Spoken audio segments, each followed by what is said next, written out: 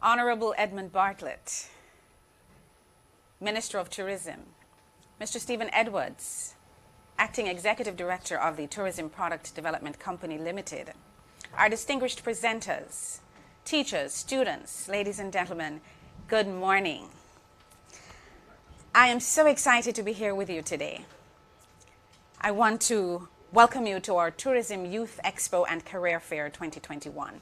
Normally we would be in a resort area, we'd have an opportunity to meet and greet, to wrap and to get to know each other a little bit better. But COVID-19 has put paid to that. But it's not stopping us. We are resilient, and so today we are coming to you virtually. We're on our TPDCo YouTube platform as well as GIS Facebook, and of course you are joining us today via Zoom. We are so excited and happy to have you.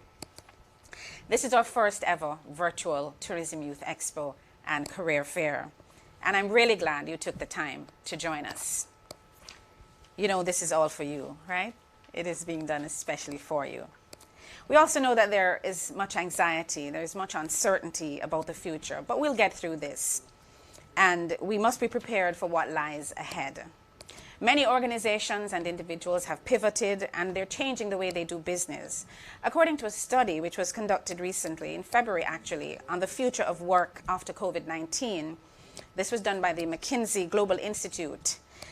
The COVID-19 pandemic has accelerated existing trends, remote work, e-commerce, and of course automation, with up to 25% more workers than previously estimated, potentially needing to switch occupations.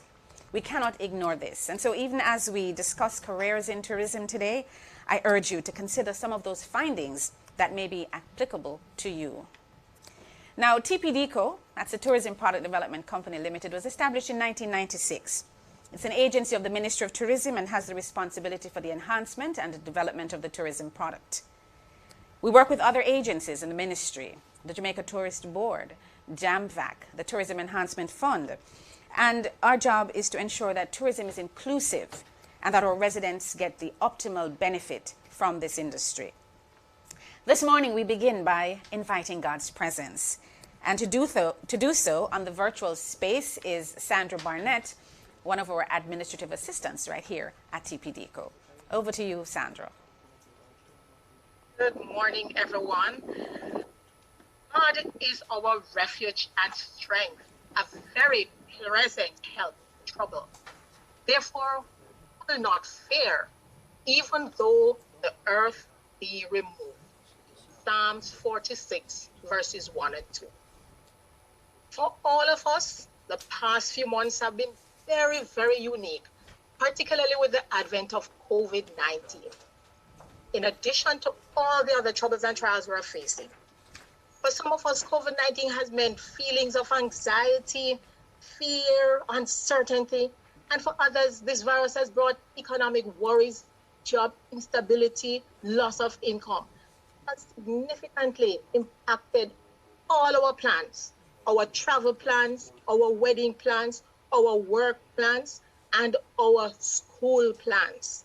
For many of you here at the Expo, you can relate. For some of us, health challenges and loss of loved ones are huge realities of the coronavirus, which affect not only our livelihoods, but our very mental health. So what does Psalm 46 verse 1 and 2 say about this global crisis? Well, in Psalm 46 verse 1, God is described as our refuge. And the Merriam-Webster dictionary defines refuge as one, a place of protection, shelter from danger or distress, a place that provides shelter. Or two, something to which one has recourse in difficulty. So with that understanding, it causes us to stop and think about what it means to live as if God is our refuge. Living as if God is our refuge does not mean just throwing up a prayer from time to time. What it means is that we have to realize that it is about our lived reality, the way we live our lives before God and among and with each other every day. Therefore, we would come to understand that if God is our refuge, it means that we have to be grounded in Him. We have to turn to Him for strength. We have to seek security and protection in Him, and we have to trust Him. So in spite of all that is happening, God is saying to us, fear not. I am with you. I am your refuge and strength. And I have provided avenues, persons, such as this Expo platform that can help you in dealing with your challenges. Fear not. The Lord Almighty is with us. He is our refuge and strength. Let us pray. Loving Father, we come before you this morning to give you thanks. We continue to hear you call us not to be afraid. Thank you for that assurance. We thank you, Lord God, for all of us here on this platform, especially our youth this morning. We thank you for TPDCo for staging this expo, and we pray that you will help us to learn and to receive all that is in store for us. Prepare our hearts now, and we give you thanks in Jesus' name. Amen. And amen. Thank you so much, Sandra, for inviting God's presence and for blessing us this morning. Now, a few housekeeping matters before we get into the nitty-gritty. Remember to keep your microphone muted. If possible, we invite you to keep your videos on so that our presenters can see and feel your presence. Trust me, it helps in the virtual space. But it must be background friendly. Please feel free to use the reactions and the chat room to share with us. And when the time comes for question and answers, because we will have that and we'll also have some goodies for giveaways later, we will also take those questions and answers via the chat room unless I indicate otherwise. So let's get this Career Fair, Expo and Career Fair 2021 started. By the way, I'm Marlene Stevenson-Daly, Corporate Communications and Community Awareness Coordinator here at TPDCo and your host for today's program. So we begin this morning with our Executive Director of the Tourism Product Development Company Limited, Mr. Stephen Edwards, a professional engineer with a passion for education and service to others. He comes now to bring his greetings.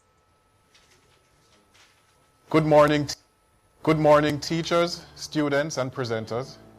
Let me first extend a hearty welcome to you all for responding to our invitation to participate in this virtual Tourism Youth Expo and Career Fair.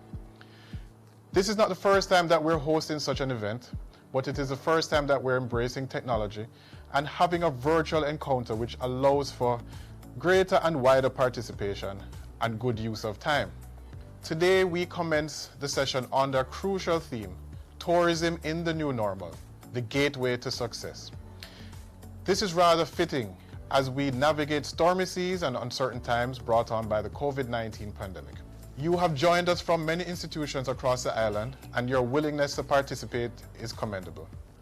Over the next 2 hours, you'll get an opportunity to immerse yourself in information about many of the myriad of careers that are part of this vital sector. At the Tourism Product Development Company, we place great emphasis on knowledge and attitudes.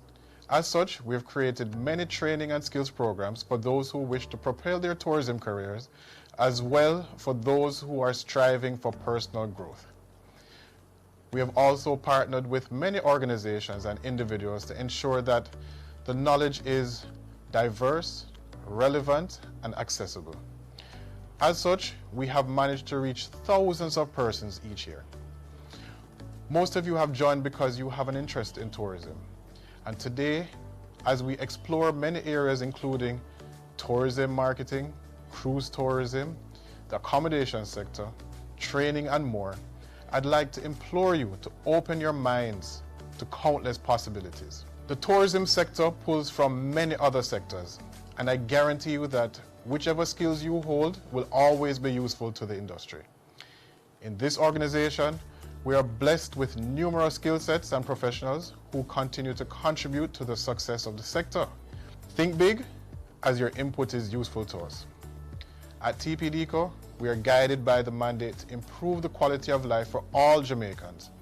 And as future movers and shakers, you're crucial to the growth of this country. As we grapple with the changes that are taking place globally, we expect that some from among you will become the innovators and the visionaries of our future.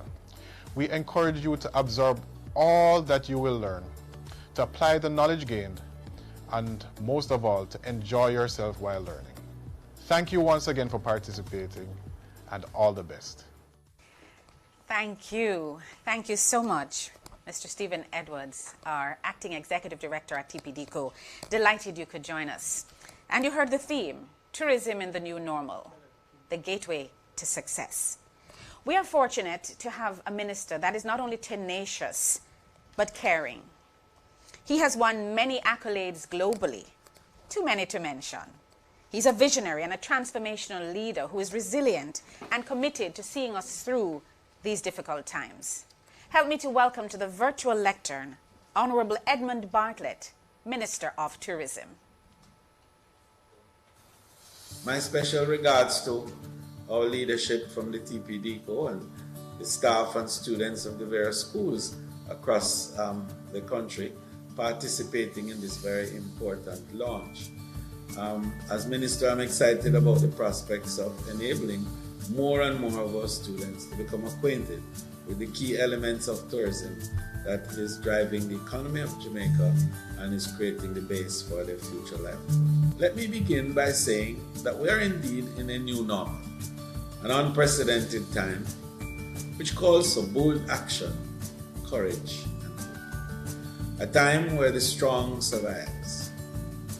Indeed, part of our strength will come from our preparation to meet the times head on. And so, I'm quite pleased that you have joined this virtual Expo and career fair. I, along with members of the TPDCo and the tourism sector overall, get an opportunity to rap with you about careers, some of which are evolving, and your possible future. Tourism is resilient and will bounce back. We must be prepared to catch the wave when it rebounds and share as a nation its benefits. I'm happy to be able to speak to all viewers, students, and teachers, and to extend my welcome to our partners and other participants. Under the theme, Tourism in the New Normal, the Gateway to Success, this is a timely conversation which will reassure you that all is not lost. Despite the challenges, we would like you to know that the sector is still open and your future is safe. These times have allowed us to put on our creative hats to ensure that those who wish to have a tourism-focused career can proceed in bigger and better ways. Currently, our local tourism sector employs close to 170,000 persons in various areas and generates over 200,000 indirect jobs. You are the bright young individuals who will one day join those numbers and will impact the nation in a positive way. It is therefore our duty to arm you with the necessary information and skills. I applaud the Tourism Product Development Company for their determination to mold our young minds through this important activity. We are used to physical interaction and face-to-face conversations. But as we adjust, let me remind you that one of the greatest skills is to be able to adapt. I would like to encourage you to pay keen attention, be engaged, and open to the knowledge you are about to receive. We create these activities because we care. We went the extra mile to find the experienced practitioners and the stalwarts to ensure that you receive accurate and adequate information. I am sure you have heard the term, education is the key to success. This phrase will never grow old or useless. And let me remind you that the first step to growth begins with you. Keep on the steady path, regardless of the obstacles and distractions. Put the knowledge to good use. And as you prepare for a prosperous future, remember that your achievements will be determined by your willingness to learn and your commitment to go the extra mile. I'm happy that you have decided to join us, and your participation highlights your thirst for knowledge and your ambitious nature. Have a wonderful session and all the best in your future endeavors. Thank you so much, Minister Bartlett. We appreciate your steadfastness and your hard work. Now, our first presenter is a certified hospitality trainer and certified quality assurance manager. He's currently the training and development manager at the prestigious Half Moon Hotel in Montego Bay. He copped a double whammy in 2018. The Tourism Service Excellence National Champion Award in the individual category, and the Jamaica Hotel and Tourist Association Manager of the Year Award. Our speaker was recently awarded the 2020 Governor General's Achievement Award for St. James. He's a part-time lecturer at the Northern Caribbean University and an adjunct lecturer at the Montego Bay Community College. And you know, I could tell you so much more about him, but just add to his list of accolades, author, since he only recently published his first book entitled Rejected, Redirected for Purpose, Unearthing the Hidden Gems of Life. He kicks off this morning with careers in the accommodations sector, subsector. Ladies and gentlemen, help me to welcome to the virtual lectern. Let's see some hands clapping, some feet stomping for Mr. Conroy Thompson. Yay!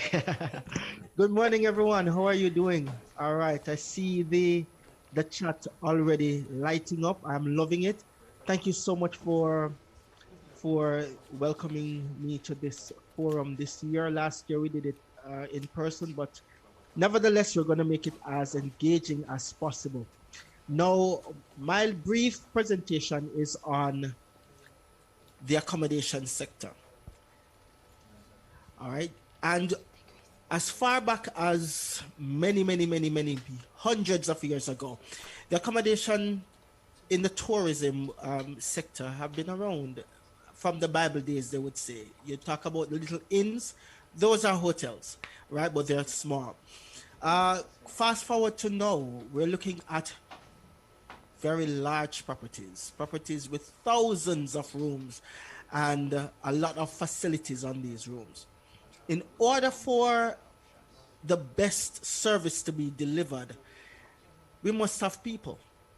So the empty shell cannot serve the clients. The clients don't travel to Jamaica to see all the pretty marbles that we have in our hotels. They travel to Jamaica to interact with our clients, with our staff members. So I'm going to start with the front of house.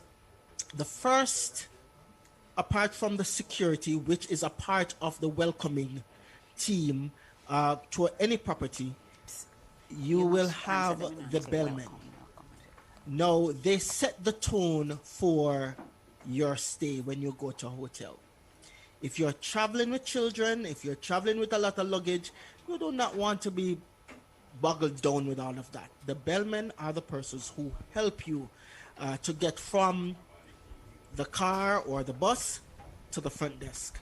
And of course, store your luggage securely so that they can bring it to the rooms. We have on the front office as well areas like the front office agents, the concierge, night auditing, telephone operators, evening duty managers, reservations agents, front office supervisors, front office managers, director of guest services, rooms divisions managers. You are hearing a slew of areas that you can tap into as you look at the accommodation industry. What if the front office is not for you? The front office was never for me. It was something else that I liked to do. So we have housekeeping. Now, a lot of persons feel that, I wouldn't want to be a housekeeper. Did you know that the housekeeping, especially the room attendants, are more engaged with the clients? They know so much about these clients. They know more about the clients than anybody else, a matter of fact, on that property.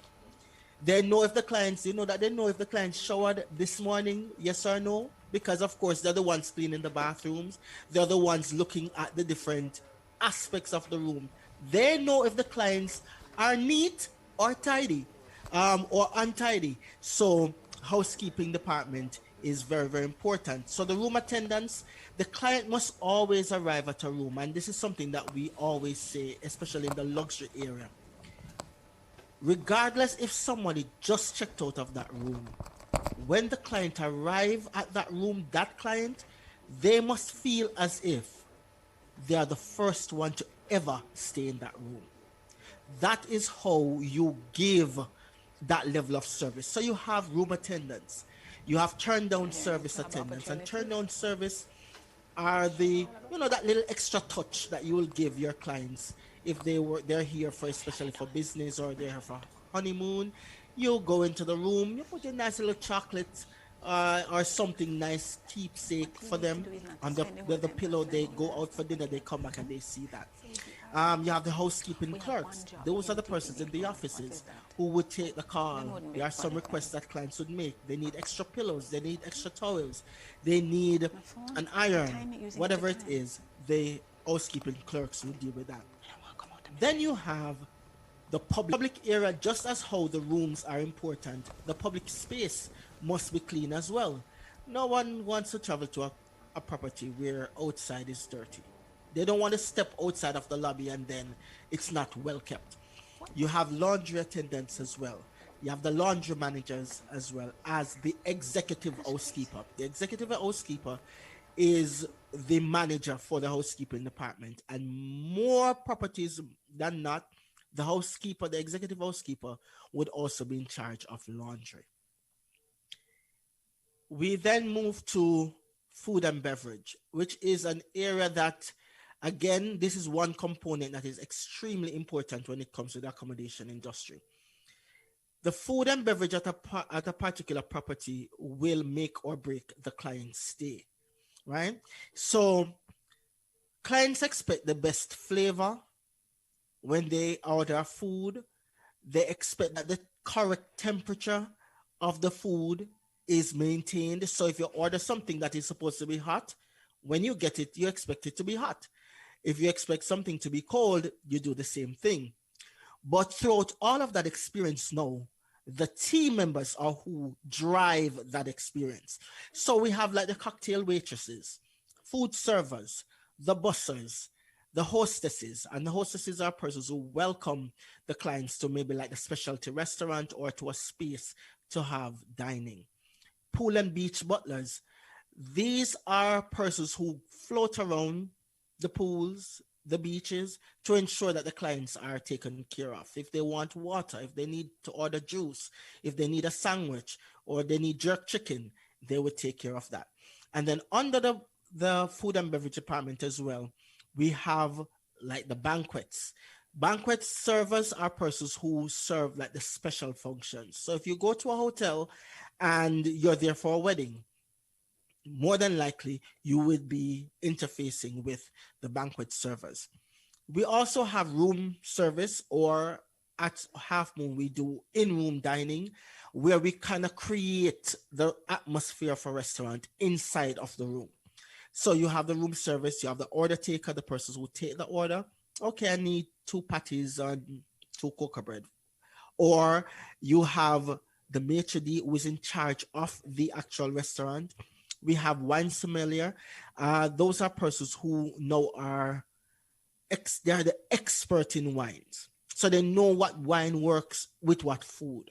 So you can ask the recommendation. Okay, I'm having a strip of sirloin tonight. What can I have with this? And then the sommelier will give you recommendations. Then, of course, we have our restaurant managers and our banquet managers.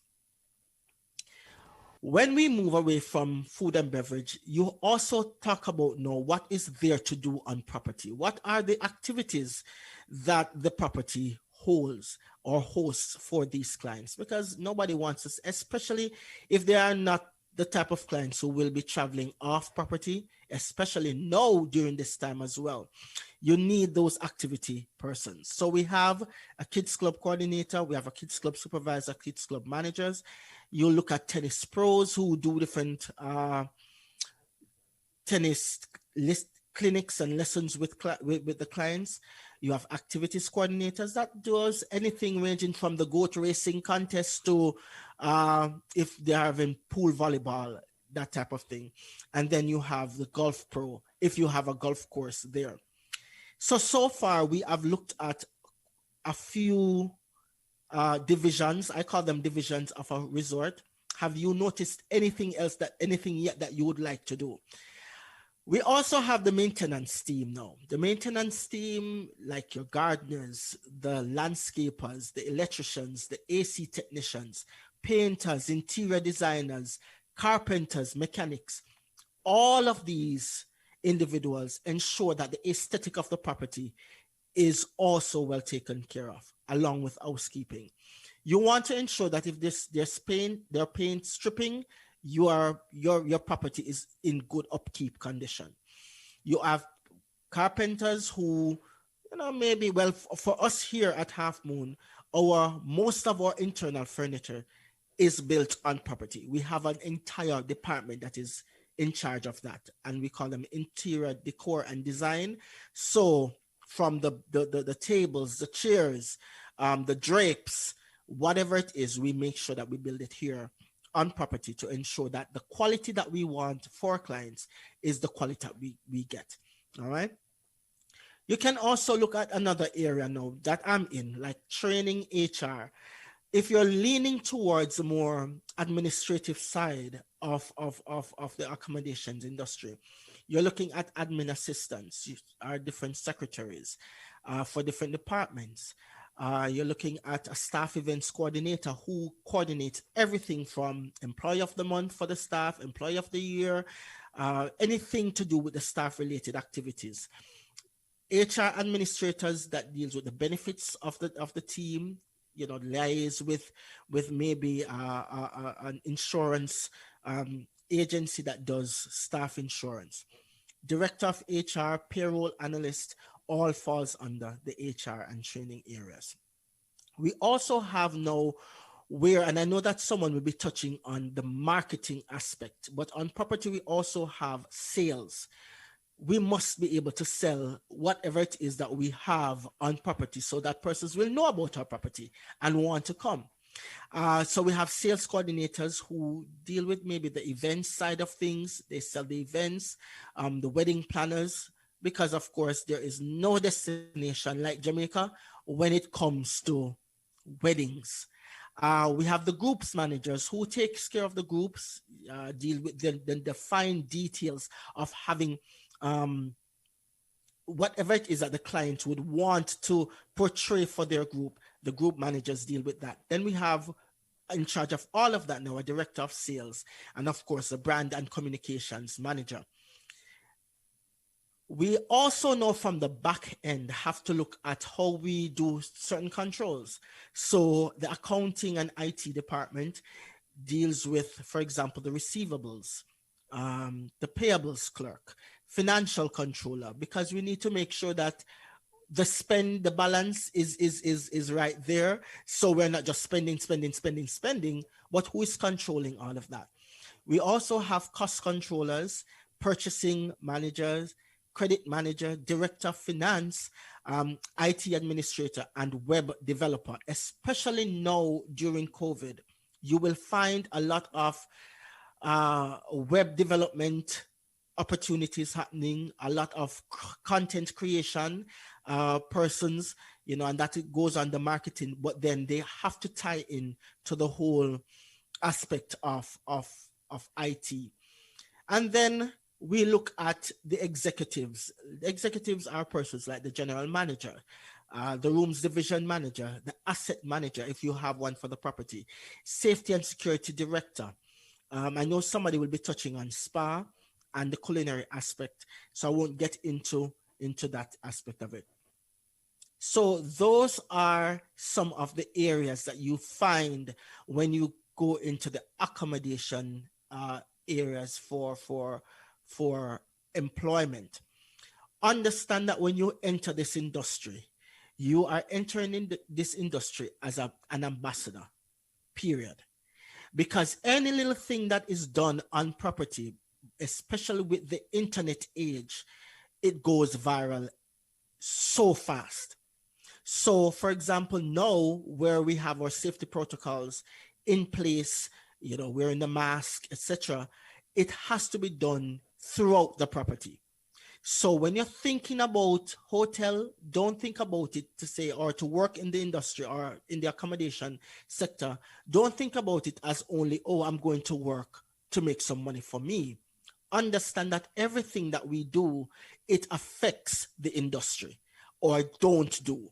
Right? So the best service that you can give off the best service that you can give. Ensure that you don't only meet the expectation, but you exceed the expectation. Our motto here, with quality in mind, do it right every time. That means every single time that we're going to be doing something, we pause if we have to. We think about the best possible way that we're going to do it so that the clients can have an elevated experience, and one that will, when they leave the shores, they can always say, there's nowhere else like Jamaica, because this is what the experience has been like every time. And my dream is that every property get to that level where it is no longer about a property, but the destination, because that builds our brand through and through. So I'll leave you with this. Jamaica is more than sun, sea, and sand. The most important resources are our people. And the spirit of hospitality, it runs very, very, very, very deep within our veins. This is not something that we put on. It is not anything that we fake. It is something that we just do. And as we do it, we sharpen our skills, and that's where training and development comes in. You sharpen the skills of what you already know and elevate it to another level where we are now world class. Jamaica is a world class destination. There's no doubt where that is concerned. But always, always, always for us to get to that level where we are competing with anywhere in the world at the very highest level. I saw a message here. Questions? What qualifications do you need for guest services manager? Now, if you have an hospitality degree, that is something that you can use. But I always say as well, use or find those certification courses that are specific to the area that you're going to do. So for example, American Hotel and Lodging Institute, they offer a wide array of certification courses. So they have the guest services certification there as well. So that is something that you can look at if you want to head into that direction. I want to come in here, Conroy, just to say that we will be hearing from Shelley Ann Whiteley Clark later on, and she will talk a little bit about some of these professional certifications through the institutions that you mentioned. But I think we had another question earlier on asking if there were any job opportunities at the Half Moon Hotel. Oh, I did not see that. I'm so sorry. And now is the time. If you have a question for Conroy, we can only take maybe about 2 based on our tight time frame. But put it in the chat and we will try to get those questions answered for you as we move straight through this program this morning. Okay. I know that some properties have, job opportunities now, but it is specific, as I mentioned, based on where the trend is going. So a lot of trend right now is towards the content creation, the app development, because as we embrace the whole new norm, we have to now pivot and make sure that we are getting all of the content that we need to get, that we would have done through maybe traditional marketing. We have to now do it on a different level, as well as the communication with clients on property. So a lot of properties now launch their app. Some of them had it in the pipeline for years, but again, COVID just fast forward a lot of things. So that's something that you can always look at for, I know that for now, job opportunities. If there are no, do we have any more questions? We have just a minute to go before we wrap up this segment. We did promise you a jam-packed day and lots of information coming at you, coming quite fast. Any more questions? This is your last opportunity to ask those questions of Conroy, who is quite a dynamic and really hard-working member of Team Jamaica. And we're very proud of Conroy. He is our 2018 recipient of the Tourism Service Excellence Award, which is given by TPDCo, the Ministry of Tourism, and he has been a wonderful ambassador for that program as well. Any questions, Oshin? All right, so you see you've been crystal clear. I just see a number of comments coming up saying what about persons with a hotel presentation management degrees but little to no experience? What can we put forward to be hired? Okay, that's a very good question, and this is something that I even pass on to my students. You see, sometimes you will not find the opportunity that you're looking for immediately. Conroy, can you ask the question again? Just ask the question Sure. for the benefit of... What about persons with the hotel management degrees but little to no experience? What can we put forward to be hired? Okay. There are internship programs that you can look at, and I'm using that platform first, because oftentimes we do not do any volunteer work, and not knowing that when you do that, you can add that to your resume. A lot of persons that I know, especially persons who have worked with me, just came on as volunteers, or they came on as unpaid internship. And because of how well they executed their duties, when that period was supposed to be over, they were hired. They were hired once there were opportunities there to be hired or recommended to other properties. So look at trying to put yourself in that position where you can try to get an internship at a property or to do some volunteer work. That would work for you as well. Right. Thank you so much, Conroy. It has been a pleasure having you this morning. Thank we you. wish you many, many blessings. Thank and you of course, so much. all the best with the brand new book, which is out. Yes, God bless yes, you. Thank you so much. All right. Thank you so much. Hearing there a little bit about the accommodations subsector and the jobs that are available, the careers that are available in that area.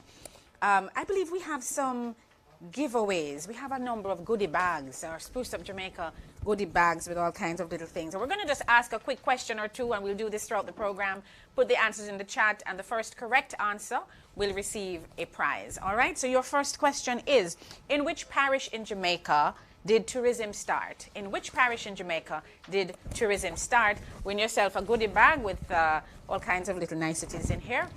And we will take the answers in the chat, and we press on. All right, our next presenter is a veteran marketing communications professional with over 20 years of product campaign and strategy development, as well as digital media execution. She has several years of international marketing management experience at senior management levels. Before joining the JTB, Mrs. Camille Glenister served as regional senior manager at Scotiabank with responsibility for international banking within the Caribbean region.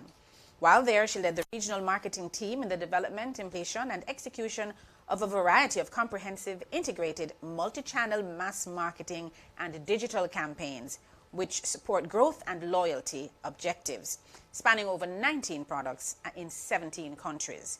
She also led the development and the deployment of the company's digital adoption marketing strategy. As an experienced digital marketer, she plays a key role in the aggressive push to position the destination, that's Destination Jamaica brand, in the highly globalized and technology-driven world in which we operate. She's a graduate of the University of the West Indies with an MBA in General Management, specializing in marketing and international business management. She holds a certificate in digital marketing from Harvard University.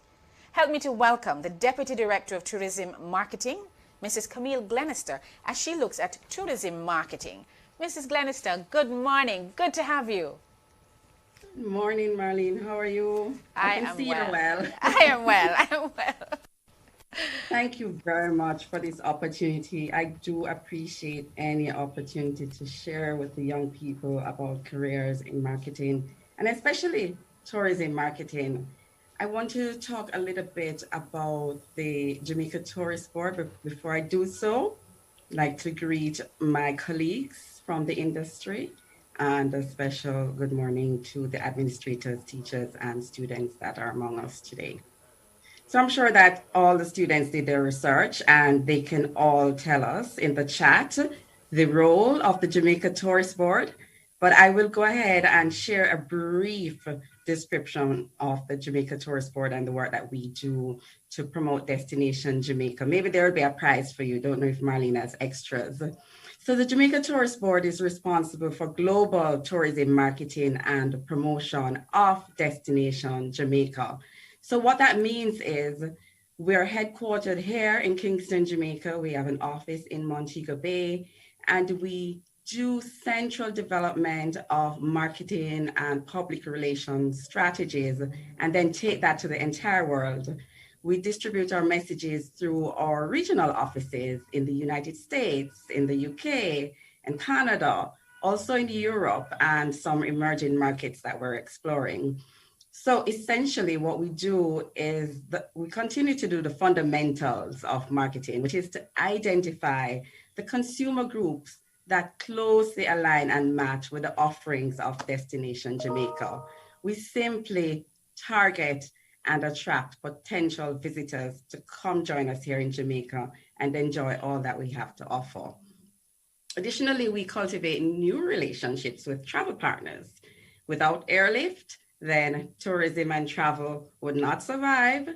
So we do have a group within the Jamaica Tourist Board that focuses on engendering those relationships with our travel partners, disseminating timely and useful marketing information via those partnerships and through our offices and travel partners worldwide.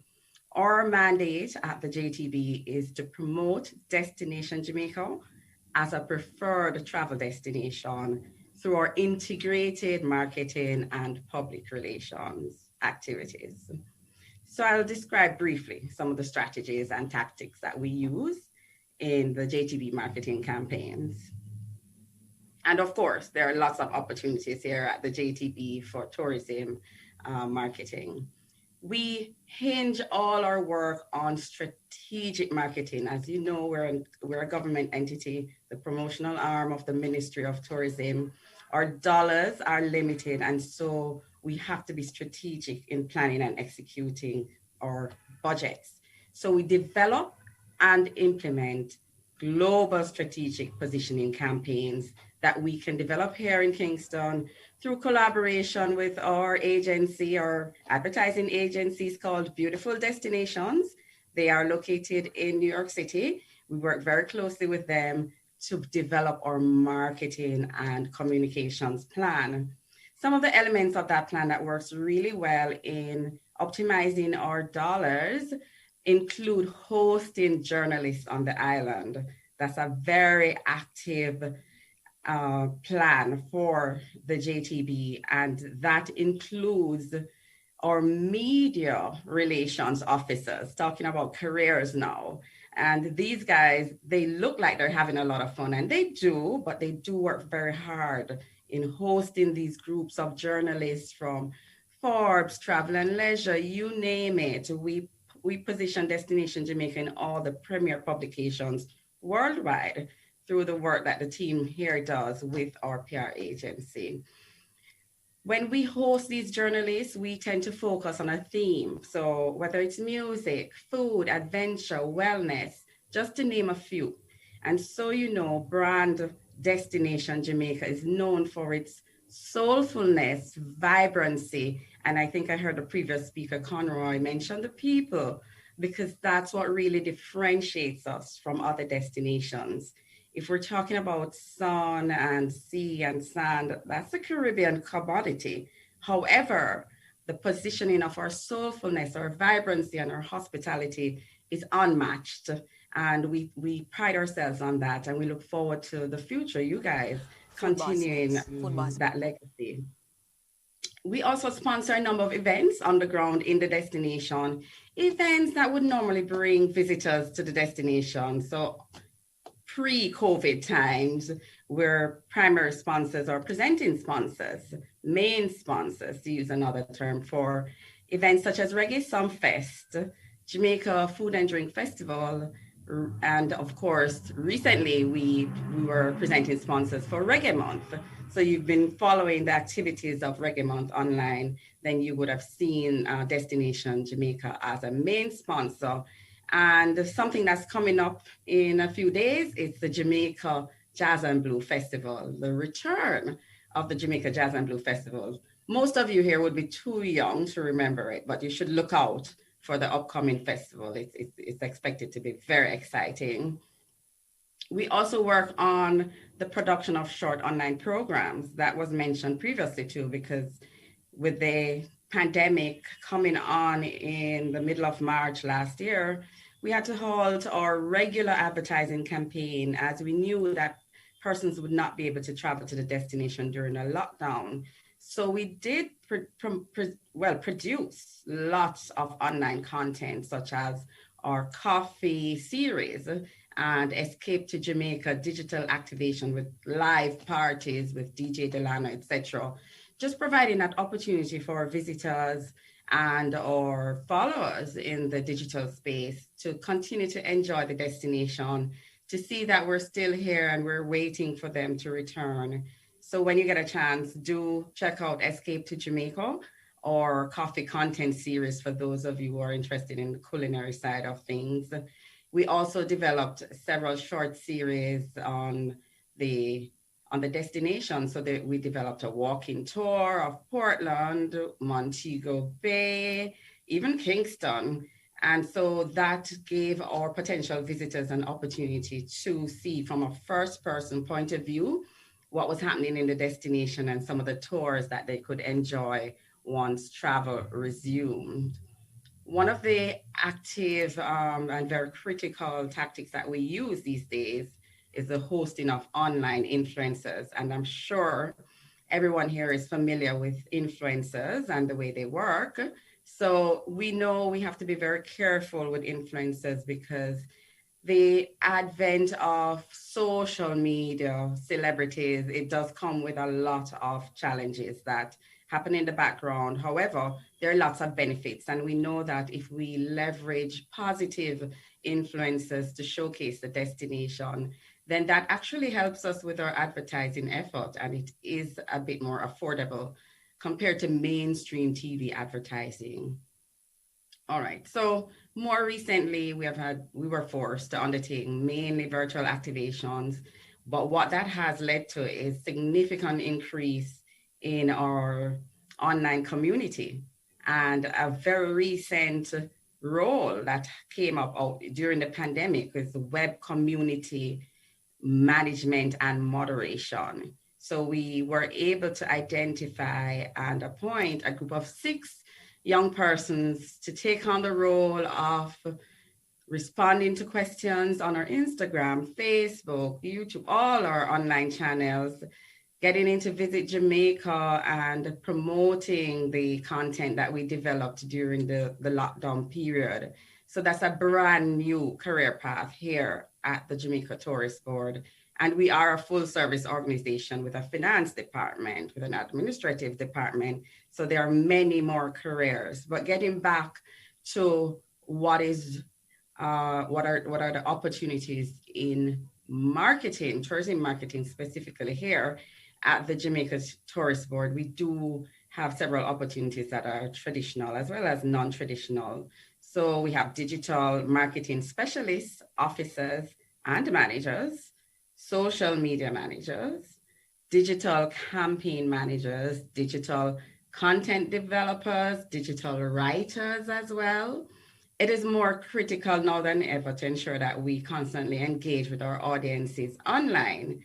During the time when we were not able to promote during the lockdown, and even until now, we're not fully engaged with our sales activation on the ground in the marketplace. We have had to remain relevant, which is why I'm placing so much emphasis on those digitally related tasks. However, we do have other opportunities that are traditional, such as the media relations officers that I mentioned earlier. Business development officers are very critical because the marketing team might be the most efficient at developing content, messages, and pushing those out through traditional marketing channels. However, the sales activation, and I know someone is going to talk about sales in particular, where marketing meets sales is very critical to the success of our business.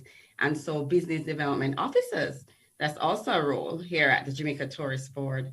And that's an opportunity to work here, whether through our Montego Bay regional office or even overseas in any of our regional offices, to ensure that we convert the awareness and the messages that marketing puts out to actual sales, working with travel agents and tour operators, etc., to ensure that the booking does take place for Destination Jamaica and the visitors come and enjoy our destination.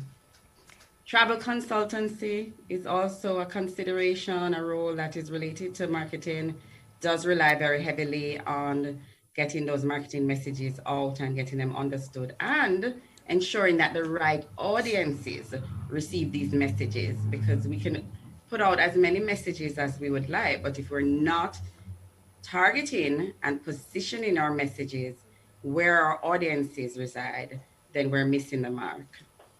And of course, PR and communications officers and managers, if you like to write, if you have a particular skill in developing speeches or making that connection with the media, then there are opportunities here for you as well. So I'm going to wrap up. I know my time is short, so I'm coming to the end now, and I'll take questions as allowed. How should you prepare yourself for a career in tourism marketing and tourism in general? Of course, we have to get back to the basics. You must get your basic subjects, math, English, etc., completed. Of course, information technology is a prerequisite for just about every industry now. Satisfactory completion of a certificate course in tourism or hospitality management or vocational areas for entry-level positions. If you're looking for a higher level position, then a degree in tourism, hospitality management, communications, marketing, digital marketing, or any related field would be required. It's very important to pay attention to your languages as well. Spanish, French, and any other language. If you are so inclined, then do not leave those skills behind. They make you way more marketable in the tourism sector. And of course, this is the last thing I'll mention, but it's really the most important, your attitude. Your attitude is extremely important. Like I said, we are known for being a very hospitable set of people.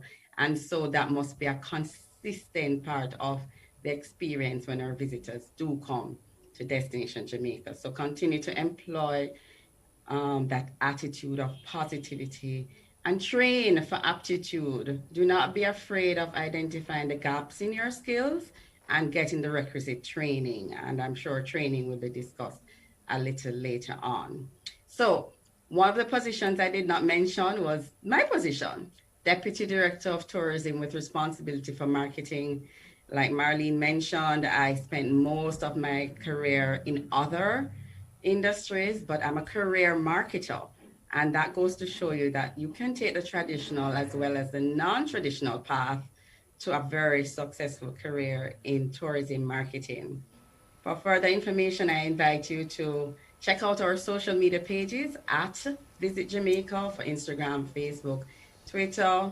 Check out our website, visitjamaica.com.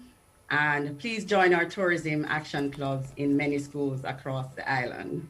Thank you for listening. Thank you. Thank you, Mrs. Glenister, for sharing with us quite a bit of information coming through. I think we have a few questions. I only have enough time to take maybe 2 of those questions, but I also want to say congratulations to Romario Clark, who won the first goodie bag. And his question was, in which parish in Jamaica did tourism start? And the answer, of course, is Portland. So congrats, Romario. And Oshin, can you quickly give Mrs. Glenister the questions that we have for her at this time? Hi, Ms. Glenister. So the first question comes from Sharice Gordon. Are there any internship opportunities available for this summer, 2021?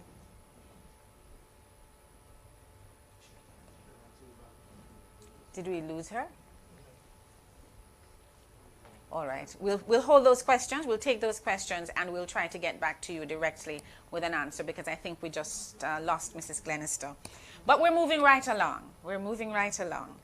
I want to thank her for sharing with us, and I want now to introduce you to another presenter. Now, Matthew Robinson grew up on Walter Fletcher Beach in Montego Bay, where his passion for the sea and food started in his grandmother's restaurant, the Beach Barrel. His love of reading and passion for sports took him to Canada and the United States, where he studied political science. He returned to Jamaica, enrolled in law school, and worked various roles within agencies of the Ministry of National Security. In 2016, Matthew's passion for food and love of Jamaica inspired him to create Jamaica Food Tours Limited, to educate visitors and locals about the authentic Jamaican food and culture. His Jamaica Food Boss persona has over 20 million YouTube views. He has also worked with some of the world's top bloggers. If you know Mark Waynes, you would have probably seen him with him. And guess what? He's also working with a range of YouTubers, bringing Jamaica closer to millions around the world. Matthew is also a director of the Tourism Product Development Company's board. So I want you now to make some virtual noise for Matthew Food Boss Robinson. Over to you, Matthew. Thank you very much, Marlene, and thank you for having me. I'd like to say hello to all the students, the teachers, my TPDCo family, the guests, panelists that are here. Thank you for having me. It's a pleasure to be here. Matthew, I'd like to speak to you. Yes. We want to have you hold it right there, and we're going to just share a little snippet of one of the programs with our listeners, our viewers. Here we go. Whoa, whoa, whoa, whoa, whoa, whoa.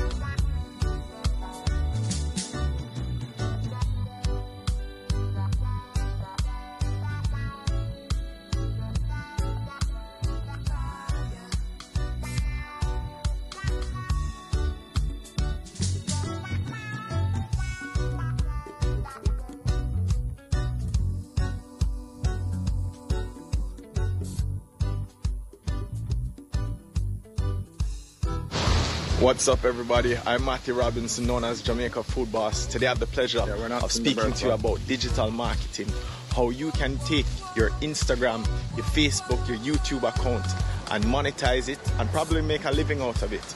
And someday your office can be anywhere. You can work from anywhere, anytime. You decide your working hours. Once you have a phone, a camera, anything that you can use to record, office can be anywhere.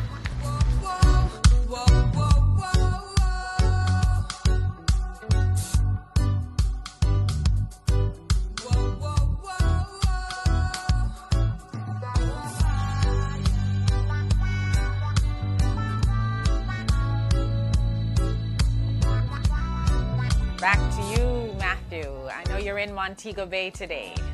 Thank you.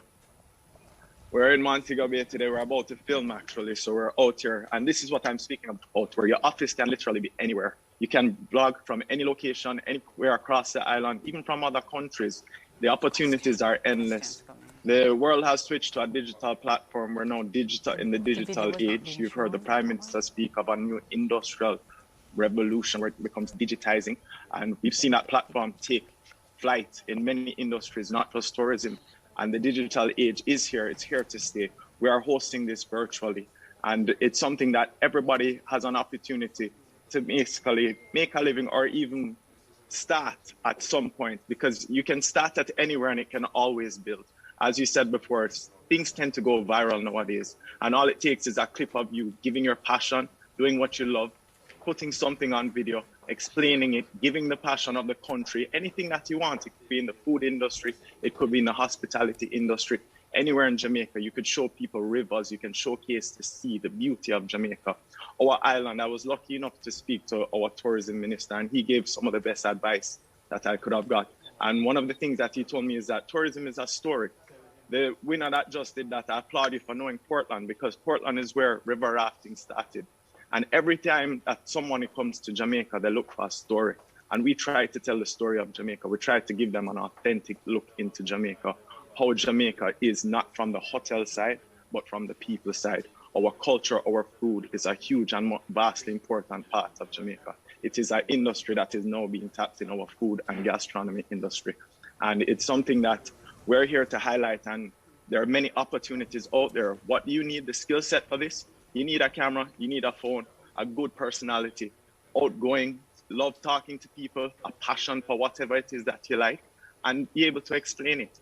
Once you have your camera, you can log on to any one of the social media platforms, be it YouTube, Instagram, Facebook, and start your account from there. For Facebook and Instagram, they really don't do monetizing directly to your account. What they do is, once you receive a certain following, companies will then ask for you to post their products or host different events that you can monetize. For YouTube, you need 1,000 subscribers to a channel. You need 4,000 view hours, meaning that people that watch your channel has to watch for a minimum of 4,000 hours. After that, they'll invite you to be a monetary program member, and you can accept that, and you start making money from posting videos on YouTube just like that. As I said, once you walk around, you have the passion, your office can be anywhere. Today I'm working in Montego Bay. I'm lucky enough to have this view behind me to film some fresh fish and lobster being cooked today. Hopefully that's where you get a plug-in. You can check out YouTube and Jamaica Food Boss on YouTube or JamaicaFoodBoss.com. This has been lucky enough to spark many other opportunities for me, not just the vlogging itself, but the Jamaica food tours as a whole. The food tour industry came up as a niche market. I know I'm happy to say that we're one of the, if not the main supplier of food tours in Jamaica and almost in the Caribbean. This has sprung from YouTube. All it took was one video going viral. One video made the right link, and then it happened after that. It just snowballed and came into the effect of it. And as I said, the advantages are endless. We're now in a digital age. Everybody is online. Everybody is looking for something to watch. During the whole quarantine, during the lockdown, people were at home streaming videos, looking at stuff. People made a living off of YouTube, Instagram, Facebook during this time. And the opportunities are there. But you do have to have your education intact. I'm not saying that people should come out of school and go straight into vlogging. It's a very hard industry to get into. If you get the right connection or if you get the right hit, your video goes viral, it's good. You still need to have your English. You still need to know different languages, how to communicate with people. Going to school, having a marketing degree or anything like that will be an advantage, will be of advantage to you. There's stuff that I had to learn along the way, how to deal with analytics, the number of target marketing. This is stuff that has also made it easier in the long run though. Having the use of advent of hashtags, how to know how to reach the people that you are trying to reach. All of this can be done through digital marketing, and it's something that I implore everybody to look into. I myself started out, as was said, I went to law school. I did political science in school. I never had dreamed, never imagined I'd ever be in front of a camera. It used to be intimidating to me to actually sit. People look at you sometime when you go in places when you're just starting and they're like, this a man, a madman. Him just talk to a camera. But at the end of the day, you just start to accept it, relax, and say, listen, this is what it is. I'm doing my job. We're trying to put out Jamaica, the best for Jamaica, brand Jamaica, building up different industries within the tourism, especially the gastronomy industry, because everybody in Jamaica has to eat. Everybody eats. Everybody knows about them grandmother cooking, them aunt cooking, them grandfather or some relative that has cooking. That is tradition. That is what is customary. That is the story that we are looking to tell. How people bring these foods to their plates, how people prepare prepare these foods, and how we can show the world that Jamaica has more to offer. We love our reggae music, we love our culture, we love our people, but we love our food and we love our belly. Thank you. All right. Thank you very much, Matthew. I'm not sure if we have questions in the chat, but I'm going to ask our chat room monitor to check for us. And of course, we invite our viewers, we invite all the students, the teachers, to ask as many questions as you would like. And especially in this area, which is perhaps a little bit, it's new, but it is certainly trending. And in the case where we have a pandemic, you can just imagine how much more importance can be placed on this area of digital marketing. I think there's one question, and that relates to how much, what is the, you talked about monetizing, you know, your passion. What sort of monies can people earn from this kind of activity if you really decide to take it seriously? YouTube earner made 26 million US dollars last year. The earner of that is a 6-year-old, 7-year-old kid. How much? And that's, he made 26 million US dollars off of YouTube last year alone. Wow. And he is a 6-year-old child. If you look him up on YouTube, the highest YouTube earner, he's between 6, I think he might have just turned 7. And he makes between 26 to 27 million US dollars a year. So that is at the top end. So you can see that that might be the ceiling for now. So the floor is there and the sky's the limit. Somebody says they're going to start their YouTube channel. Is that what it says? Mm-hmm. There's somebody online saying, I'm going to start my YouTube channel right away. I implore you to message me. Let's do a video together when you're ready. All right. The sky's the limit. Matthew, thank you so much for sharing with us this morning. It really has been a pleasure. Thank you for having me. And I know a lot of persons have the thought, but I like to think that if you don't act on it, it will just be a thought. It'll just be a dream. And so we encourage persons who have that passion, who have the creativity, who are interested in that area to jump right in. Because if you want to enjoy the waters, you've got to jump in. You've got to get wet. You got to swim. Yes. And come. There's one question. There's another question. There's a question here before you go, Matthew. Just one quick one. What does it say, Ocean? Quick question. Matthew's on his shoot, so we don't want to keep him too long. Yeah. Quick question. From Livia Campbell. How do you switch from law to tourism? How do you switch from law to tourism? When I switched from law to tourism, it was a very difficult switch at the time. What had happened was I just found a passion that I loved. And I thought I loved law. Always growing up, I wanted to be a lawyer. That was my passion. Until I realized that food was the real passion, and then coming home and traveling to places and carrying people. Every time I posted to my Instagram just a food shot of where I was, people would ask, where is this? How do I get there? And it became a snowball effect, and we turned it into a business. So that is how I ended up switching from law to food. I just saw that there was a niche market. There was something that was needed in this industry that there was not.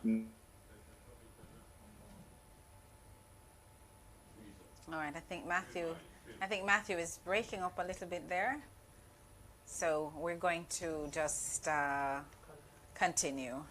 We want to thank him, though, for taking the time out because we know he's having a shoot. He's actually on location in Montego Bay. We want to thank him for taking the time to share with us this morning. Now, if you're not already doing so, please like and follow us. That is TPDCo on our social media channels, Instagram, Twitter, and YouTube at TPDCoJA. That's at TPDCoJA. And it's now time for some more giveaways. I have my little bag of goodies, and I have some questions here. And make sure you put your answer in the chat right away. In fact, I'm going to give you 2 questions, but one right now and another one later on. This community is known for being the birthplace of reggae music. This community is known for being the birthplace of reggae music. Name it and put your answers right away in the chat. The first correct answer will win another bag of goodies. We have a winner. Now, let's see. Many people dream of taking a cruise. But have you ever thought what it would be like to work in the cruise subsector of tourism? Well, today we are blessed with the presence of the cruise manager from Jamaica Vacations at JAMVAC, who will talk to us a little bit about careers in cruise. She joined the JAMVAC team in 2019 with an experienced background in corporate affairs and communication strategy, as well as in law and compliance. So you're seeing there's a lot of varied backgrounds that are coming to this tourism table. Her major strengths include corporate image promotion, brand development, communication strategy, event planning, and project management. Since joining the JAMVAC team, she has been able to apply a wealth of knowledge to expand the cruise portfolio on a digital platform to include the branding of Jamaica Cruising, the collection of digital assets for marketing purposes, and the continued strengthening of Jamaica's presence in an international market for cruise. Students, teachers, guests, I give you Miss Trudy Davidson, Cruise Manager from JAMVAC. Trudy, morning, over to you. Good morning, Marlene. Thank you. And good morning to the panelists, to everybody participating in this wonderful career fair. I am always a fan of things like this. I don't know if when I was growing up, I had this opportunity. So I'm always willing to share whatever knowledge I have so it can assist you in your career selections. Great. So I have prepared it's a PowerPoint, which I don't have screen sharing ability. Could you give but I can. Trudy screen sharing ability, please? She has a PowerPoint presentation. And while Trudy is getting her presentation sorted out, let me ask another quick question since I have a couple of bag of goodies. We don't want to lose any time because time is upon us. Which historic town in Jamaica was destroyed by earthquake in 1692? Which historic town in Jamaica was destroyed by earthquake in 1692? Put your answers in the chat as we make way for Trudy Davidson from JAMVAC. Here we go. All right, here we are. So I just wanted to give you a brief introduction to what JAMVAC does. We are an agency of the Ministry of Tourism, and we have been around since 1978. Our mandate is to create the conditions for accelerating the rate of growth of visitor numbers to Jamaica, and our responsibility is the airlift and cruise portfolio of the Ministry of Tourism. This gives you a little further information on what we do. And our agency is governed by a board of directors, and its current executive director is Mrs. Joy Roberts. Now about cruise, which is my responsibility. There are jobs that you can get in cruise on shore, which is, in Jamaica on land and on ships. Now, JAMVAC has the responsibility of the onshore experience of all visitors to Jamaica. And there are several other responsibilities in ensuring the experience will be optimal. So we provide entertainment on the port to encourage passengers to come on shore and experience our culture. So passengers that haven't selected a tour to go on once they dock here, we also provide entertainment at the port to encourage them to come off and experience our culture. We strategically explore new opportunities for cruise tourism through cruise itinerary development. We market Jamaica as a cruise destination to cruise lines, port operators, and travel agents. We generate interest in Jamaica through new and existing relationships with cruise lines, tour operators, and travel agents. We work closely with PAJ and other local cruise stakeholders such as contract carrier operators, craft vendors, entertainers, and attractions. Now I'm going to break it down, the careers that are onshore and the careers on ship. For example, I am the cruise manager of JAMVAC, which means I am responsible for executing the mandate discussed before.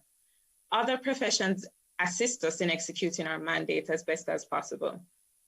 So all of the other things that I described, the entertainment on port, for example, you have entertainers, you have entertainment coordinator, disc jockey, MC, steel band performers, performance dancers, fire breathers, servers, the list goes on.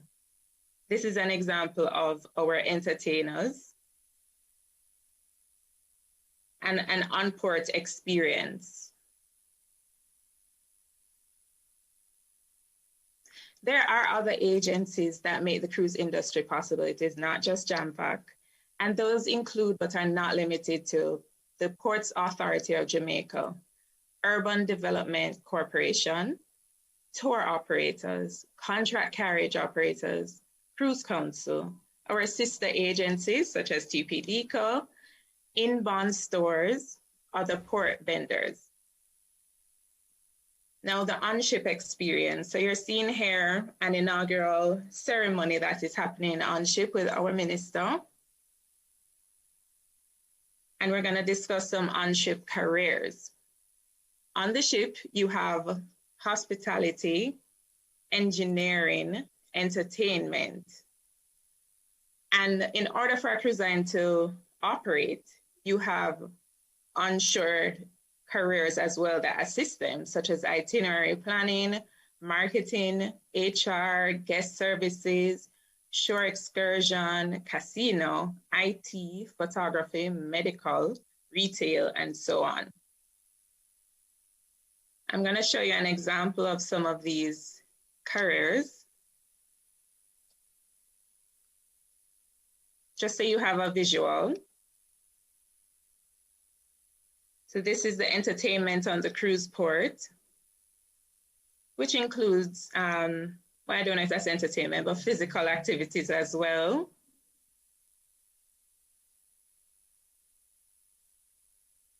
This would be the engineering on the cruise ship.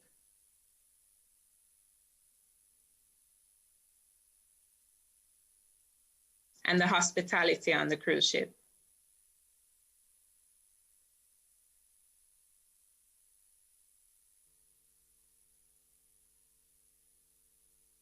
And some visuals of the entertainment on the port.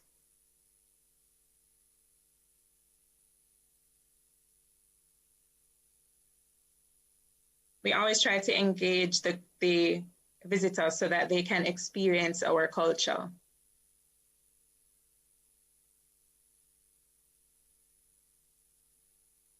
And this includes sampling of some of our island favorites, coffee.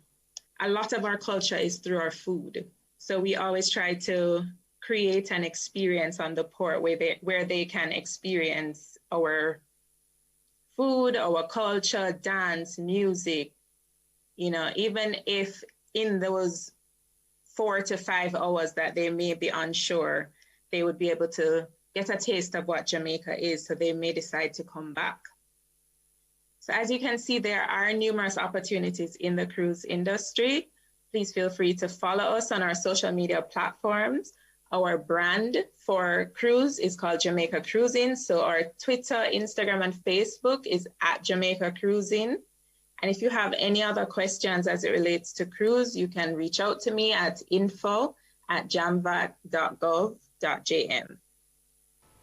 Thank you.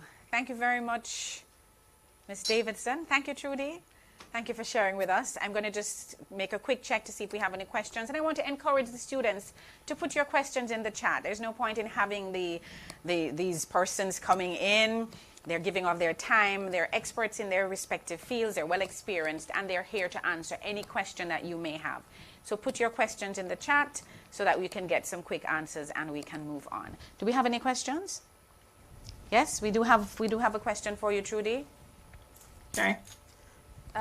First question, what if you wish to major in many areas, for instance, tourism, international relations, and marketing? That's a bit. All right, so traditionally, the degree that was available for tourism was at UTech, I believe, hospitality and tourism, but you do also have the opportunities at CMU, which is Caribbean Maritime University, to major in cruise shipping, so specifically cruise shipping. But how they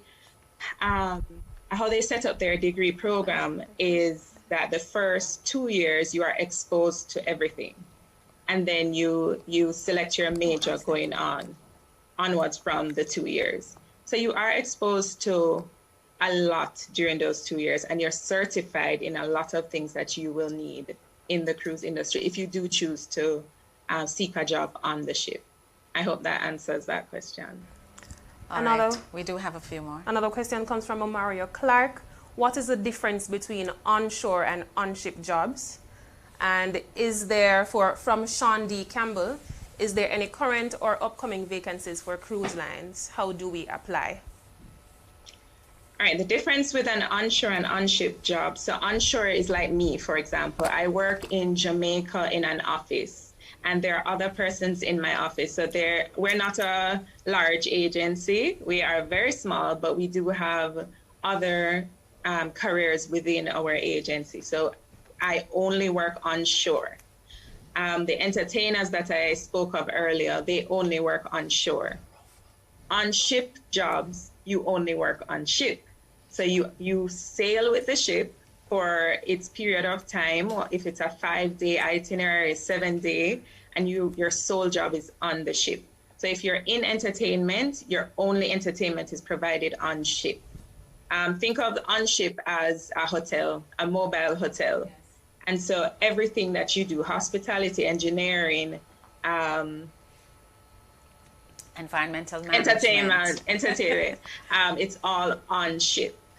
All of the things, Trudy, all of the various careers that earlier on were spoken about by Conroy Thompson, who was looking at the accommodation subsector, would apply on a cruise, in a cruise situation, because all of those roles are on ship. You know, so whether you're an entertainer, a chef, a butler, somebody who deals with the water sports, because you do have lots of pools and spas and jacuzzis and what have you on the ship. And I mean, it's really a fabulous experience, but it's a lot of hard work as well. So all of those things that Conroy spoke about in the hotel, those jobs are also on a cruise ship. Right. And the second question, Oshin? Next one, Oshin. For persons living in Kingston, what port opportunities are available? Port opportunities. Port opportunities. Okay. Living in Kingston, we do have a port at Port Royal.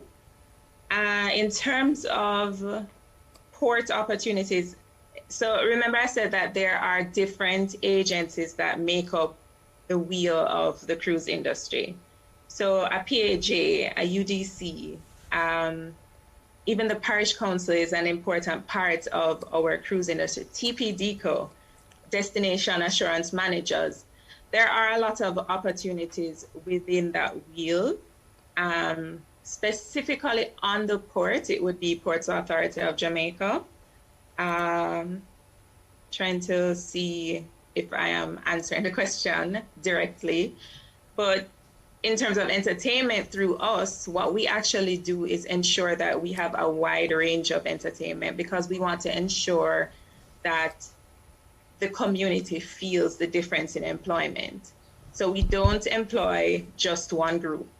We want to spread the income across the community, and we do that for every port area. Within Ocho Rios, Montego Bay, Falmouth, we ensure that we rotate our entertainment so persons are being employed. And there's one final one. Does CMU say that? Ask the question for me, Oshin. Does CMU offer skill training certification? And a couple of persons are asking, how do they apply for vacant positions on a ship? A lot of the ships are not sailing right now, so what information we would get would be for the future. Yes, because we know the pandemic has kept a lot of them in port, even though some of them have established their protocols, their COVID-19 protocols, and have actually started to sail again. But over to you, Judy, just to wrap it up. Yes, so a lot of ships are docked, as Marlene pointed out, and in terms of applications, we actually do refer a lot of persons to the cruise lines because we have a great relationship with them, and they love Jamaicans. They are always asking for more Jamaicans. We really do dominate the world, so they encourage application or recommendations from us. So you can always reach out to us if you do want to apply to our cruise line. You can always also just Google the cruise line. They're pretty straightforward in how to apply. And if you don't know the cruise line names, just Google cruise lines. It will come up. The information is all there online. I'm sorry, I forgot the first question. I think the first question was answered. It had to do with the CMU offering training, certification in that area, and I think you had alluded to it earlier on. Right. There are several certifications that they offer in training: basic safety training, ship security awareness, crowd management, and you actually get these certifications through their degree program. Logistics management and so forth. Yes. All right, time is upon us, Trudy. We're going to have to run, but we want to thank you for participating today and for sharing all this information with us. And we know the students would have found it very useful based on the responses and the stuff that's coming in through the chat. Thank you so much. Have a great day. Thank you for having me. All the very best. And of course, we are going to move right along. Gastronomy is undoubtedly one of the differentiators of Jamaica's tourism product. There are many mouth-watering options that keep our visitors coming back time and time again. A career in the culinary arts can take you on many rungs of an interesting and fulfilling ladder, which I'm sure our next presenter can tell you all about. Please help me to welcome the youngest chef to rise to the executive position in Jamaica. One who for over 20 years has been revolutionizing Jamaica's cuisine and has won for himself many culinary accolades. He comes to us from Kingston's premier hotel, the Jamaica Pegasus, where his culinary expertise is used to cater to Kingston's top clients and for state and government functions. He led the team that catered to President Barack Obama on his state visit to Jamaica a couple of years ago. He will be doing a demonstration today to get your, get your notepads, and you can quickly jot down perhaps the recipe that he's going to prepare for us. Tourism Youth Expo and Career Fair. Give it up for Executive Chef Mark Cole. And I want to see those reactions coming up on screen. Come on, put your hands together for Executive Chef Mark Cole.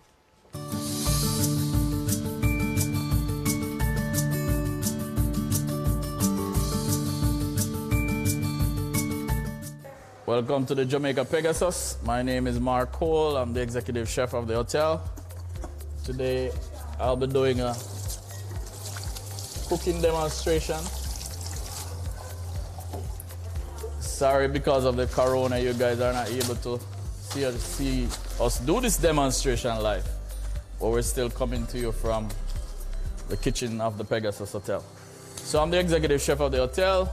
Our role and function at the hotel is very huge.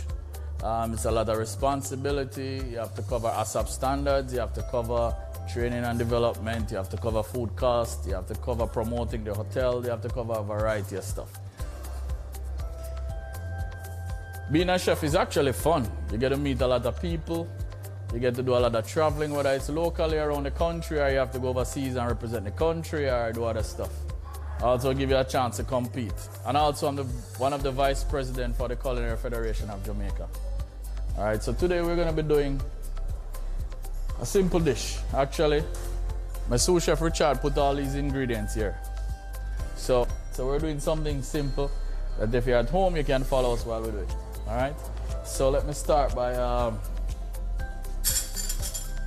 adding some seasoning to just some water here, all right? We're gonna be making some pasta. But whenever time I cook, I like to season the water, literally season the water before, add some flavor. Bit of salt, garlic powder. Seems as if I'm making something with pasta. So I have some linguine right here. I'm just gonna put the linguine in the pot and allow it to cook. In the meantime, our pasta is being cooked. We're gonna put together some form of vegetable and stuff that we'll have to put to the pasta. So I have some onions here. I'm gonna do some julienne onions. So here we have some onions and we have some bell peppers here.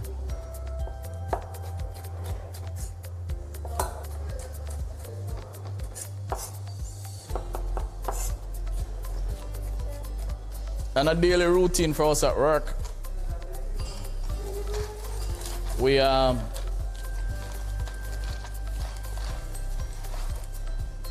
comes in the morning. Not today for today, it's today for tomorrow. So we normally would just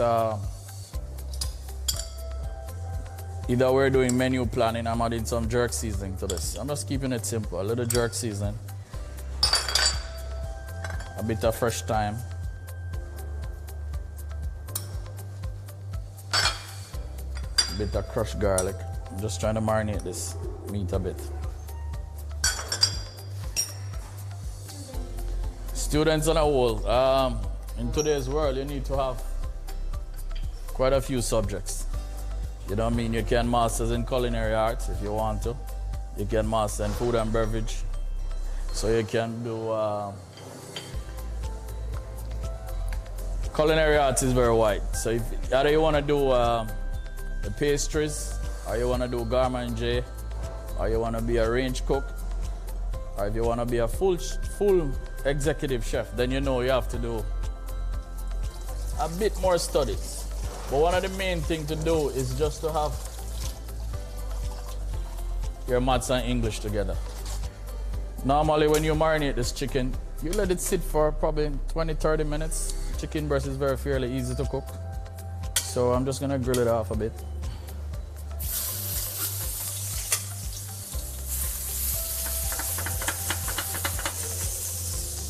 Under normal circumstances, you just run this noodle under cold water. But because I'm gonna cook with it just right away, just now. We're gonna do it now. I'm not gonna cool it down. So normally after cooking the pasta, you just infuse a little oil so the pasta doesn't stick any at all. All right? All right, so looking at my table here, I see some curry powder. We're gonna add just a bit of curry.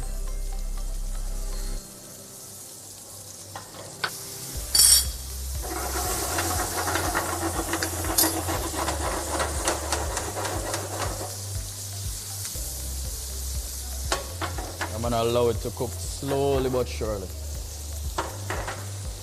Let's infuse a little bit more fresh thyme. Whenever I do chicken, I always like to squeeze a little lemon in there. So I'm squeezing just a little bit of lime.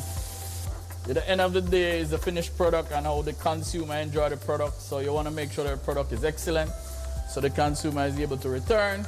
Once the consumer returns, and that's you start to make a profit. And when you start to make a profit, then you start to get good pay, and the business continues. Now I'm adding a bit of coconut milk.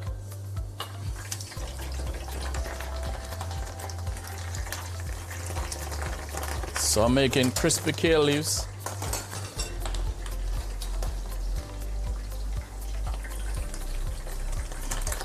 And it does take a little bit of time to get crunchy. At the same time, you don't want it to burn or get discolored. Some of the challenges in Jamaica being a chef, the products are very much limited. But like for example, if you're in the States, you have 5 different colors tomato, 5 different kind of cucumber, 5 different kind of yellow squash. So at times, you have to just continue to be creative as a chef in Jamaica. One of the advantages that we really have though as chefs in Jamaica is that we are very, very creative, and Jamaicans on a whole like to season their food properly. So we always have an edge when it comes down to flavor. So we're very, very, very good at seasoning and giving our food good flavor. What I actually made today is a nice curry flavored pasta. All right, and I'm gonna be doing a small presentation for you guys. Just a little, let's not use a spoon.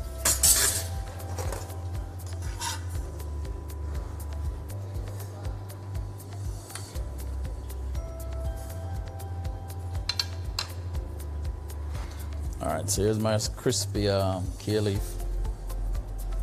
Just coming across right there. Simple presentation. Now I'm gonna take one of my chicken breasts out. I can do 1 or 2 things. I can present it as it is, but I'm gonna do a nice little thin slice. Just keep the slices together.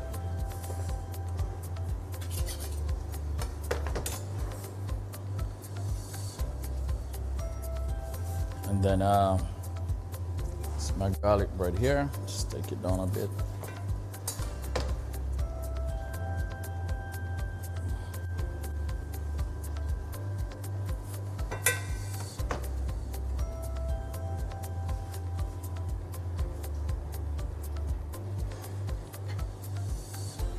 For presentation purpose. And then a bit more kale leaf, just to give the plate just a little pop. So what we have created today is basically, it's not a jerk chicken, but it's very seasoned with the jerk flavor. So it's a grilled chicken breast with a curry, linguine, and vegetables. served with garlic bread, and it is served with a crispy kale leaf. Kale leaf is nice and deep fried and seasoned with salt and pepper and a bit of garlic for flavor. And this is what we present today for you guys at home. Now, as we said earlier, being a chef is fun. Being a chef is creative. Being a chef, it's one of the, to me, and I'm probably biased by saying this, but it's one of the better careers to choose. It's a very fast-growing career. There's chefs that is always needed all over the world. I've gone and represent Jamaica all the way in Brussels doing Jamaica 50th celebration. I've gone to the States and compete representing Jamaica. You know, as I said before, I'm now the coach that coach the national team. So the opportunity, being a chef, it's a very huge opportunity. Chefing, it's fun, it's good, it's great, but also it's a lot of work. The hours, you probably work 14, 15 hours a day. But for us and my team, we don't remember the hours because we're in love with what we do. You have the tiers of the kitchen, you have the executive chef, you have the executive sous chef, you have sous chefs that flows, and then you also have Garment J, and you have chef de partie. So it's a scale that goes up. We spoke about salary. The salary range is different, but the sky's the limit. All right. Hope you guys were able to learn something from what we did today. Feel free to contact us at the Jamaica Pegasus. We are more than willing to offer assistance and any form of other training or any other assistance that we can offer. So thanks for coming. See you guys next year. Be safe, stay at home, and avoid COVID. Okay. The chef is in the house, and that meal looks absolutely delicious. I'm salivating. My mouth is watering just looking at the dish on screen. And the executive chef is actually in the house. Chef Mark Cole, how you do? I believe you're on the Zoom. You're in your office at the Pegasus. And we just want to thank you for sharing that with us. I'm sorry I wasn't there to get a taste of that particular dish, but next time around. We have a couple of questions for you, and we want to just throw them at you as we go through our Youth Expo and Career Fair for 2021. Oshin, what questions do you have? Your questions are frozen? Computer. Oh, your computer is frozen. All right. But I do recall one person asking if you could at graduation. Remind me of the question, Oshin. I glimpsed it when I was passing. All right, so Denita Graham is asking, as a chef de partie in training, are there any internship opportunities available? Did you hear that, Chef Mark? No, you're muted. Put your on mute. We're seeing your mouth moving, but we're not hearing you. I did that. Now we're hearing you. And then we've lost you. Chef Mark, what's happening here? Are you hearing me now? Yes, I'm hearing you now. Go right ahead. Okay. All right. Just to answer the chef de partie question, we do take training. We do try to develop youngsters from the different schools or different institutions. We just have a process that we use to accommodate this, which is a document that is sent from the institution through to HR, and from there we take it. But it's normally an ongoing situation where we do quite a few people per year, so it's not difficult getting here to do some training as a chef de partie. Okay. And what does a chef de partie do? Well, a chef de partie is just a little bit above a line staff. It's where it's like almost like a kitchen supervisor position. Okay. And right, so you're a little bit a cut above the rest, so you get some form of responsibility. It's like a team leader. Ah, okay. All right. Somebody says supervisory level. Any other questions? Can I apply for an executive chef position immediately after leaving university without experience? I saw that question come up while I was watching the video, and I was just laughing. No, you can't. No, it is not possible. And the main reason being is that being an executive chef is not about the theoretical part of it. Is, I would say 80% of it has to be practical. And one of the things that it is very important, and we keep leaving it out, is the human resource part of the managing of the kitchen. It is a very critical area. So yes, you're able to cook. Yes, you're able to know some cuisine. Yes, you're able to write some recipes and some menus, and you're able to present the food, but you also have to be able to manage the people that you work with. Just to sit and do an interview with an individual, it's a critical one. Yes, you can't just come out of university and sit and do an interview with someone and think that you're able to say, this is the right person I'm employing. You have to, during that interview process, you have to lean back on your experience, your past experience. What is this? What are you looking for? The technical skills in this person's, the behavior, the attitude. Can this person work well with others? You know, it's a bunch of stuff that you have to look for. So I would not say that coming out fresh from university, yes, you can be an executive chef. No, I don't think so. All right, Chef. You know, I think we have a couple of other questions in the chat, but we're going to have to throw them to you at another time because we're running out of time, and we do have two other areas that we want to look at. But hey, thank you so much for being with us today, and we will be in touch with you. Thanks again. God bless. All right, thanks. No problem. All right, Chef Mark. And those persons who have put other questions, we will note your questions, and we'll try to get those answers to you directly because we are pressed for time.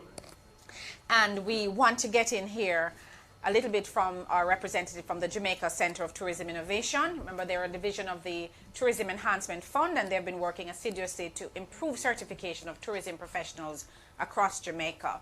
We have with us Dr. Shelly-Ann Whiteley-Clark. She's an experienced and accomplished training consultant with a proven track record of helping thousands of professionals in the hospitality and the tourism industry increase and improve their professional development, customer service delivery, and competency in saving lives through emergency first response skills.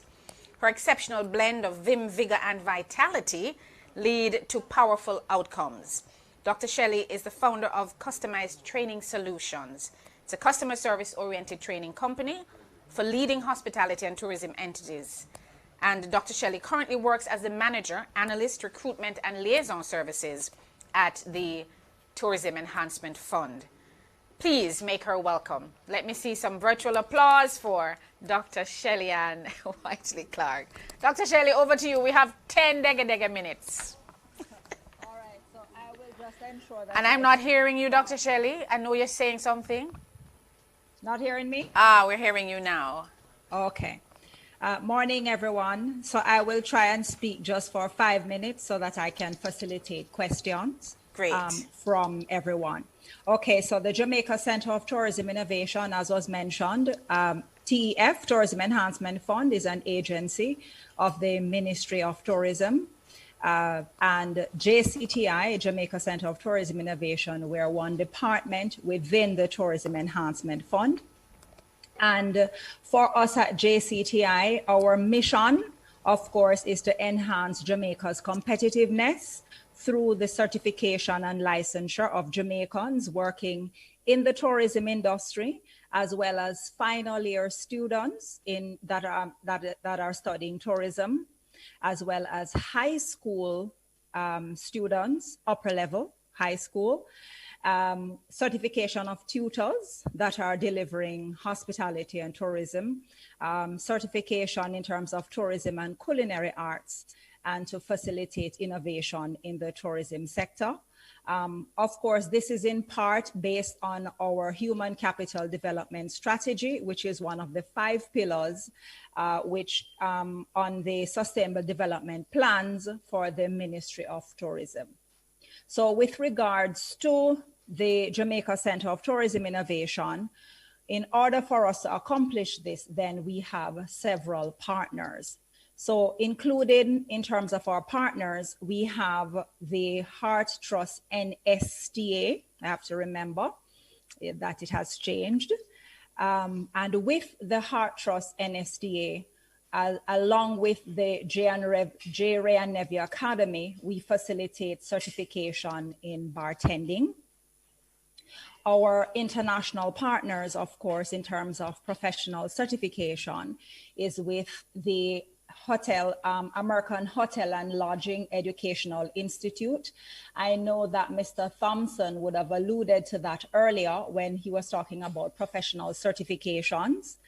And I actually love what the minister said. The minister said in his opening remarks that we would have been taught that education is the key to success. And at JCTI, we're actually changing that as well.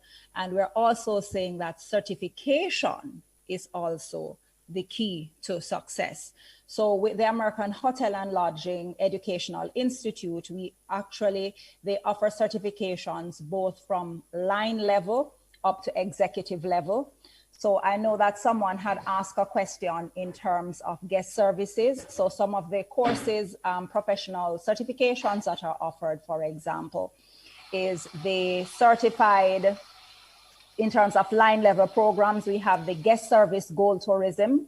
We have a certified restaurant server. We have serve safe certifications that are offered through the National Restaurants Association. Supervisory level, there's the certified hospitality supervisor. Management level, departmental head level, there's a certified housekeeping executive.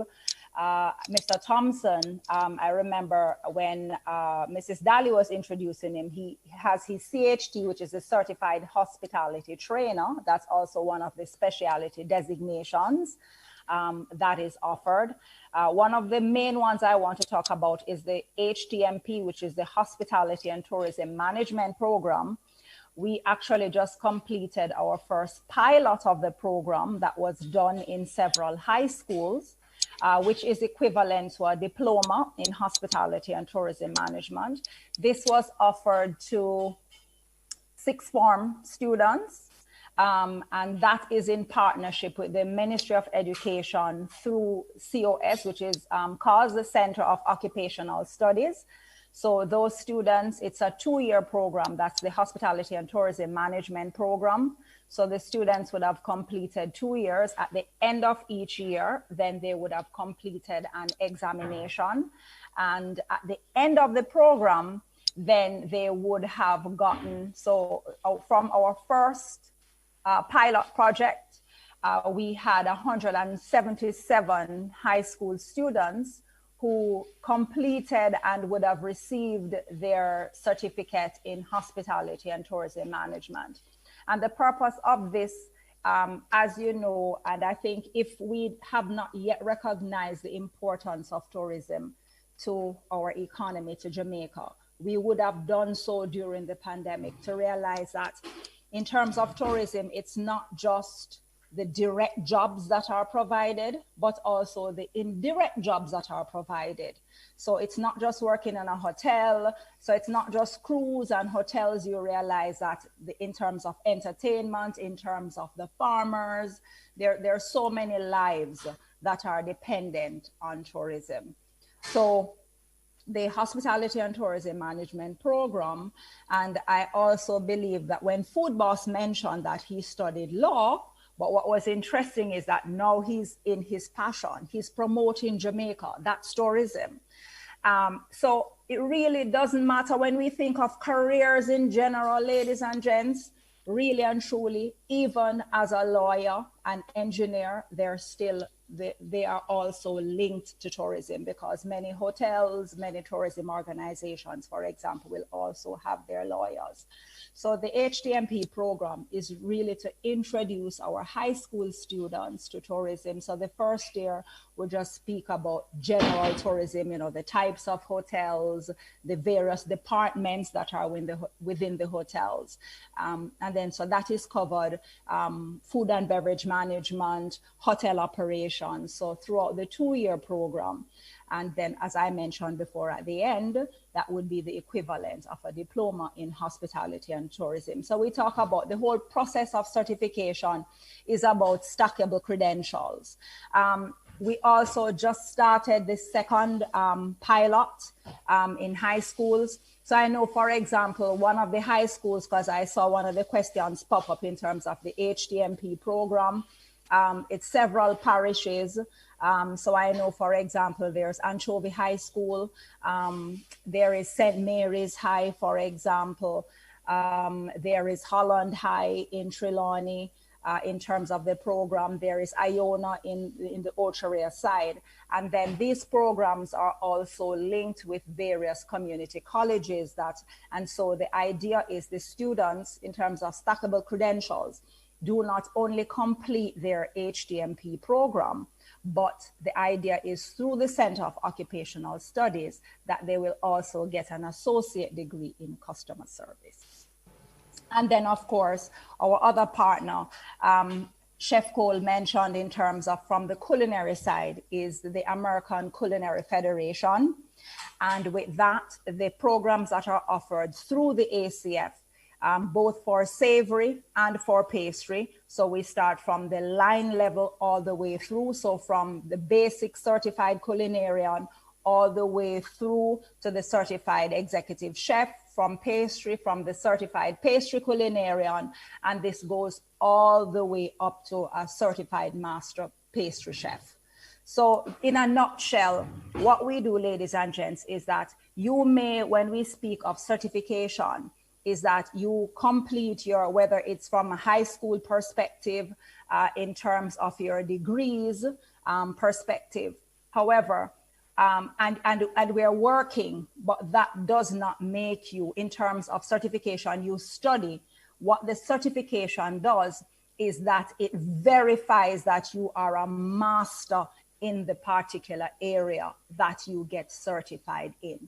So for example, you may have been working for years as a supervisor. You apply to become a supervisor. Yes, you have the years of experience, but what else do you have in black and white to say, yes, I have mastered being a supervisor?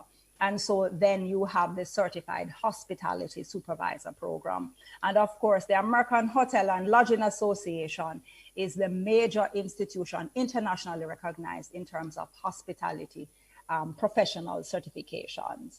And I will zip it in case there are any questions. Okay, Dr. Shelley, thank you very much. I believe there are one or two questions for you, and I'm going to ask Oshin to just quickly pose those questions. The first question from Sharice Gordon. Are there any event planning or management certification available? Not through our partner. Well, actually, through our partners, not AHLA, but Heart NSTA actually does has an event planning certification. Yes.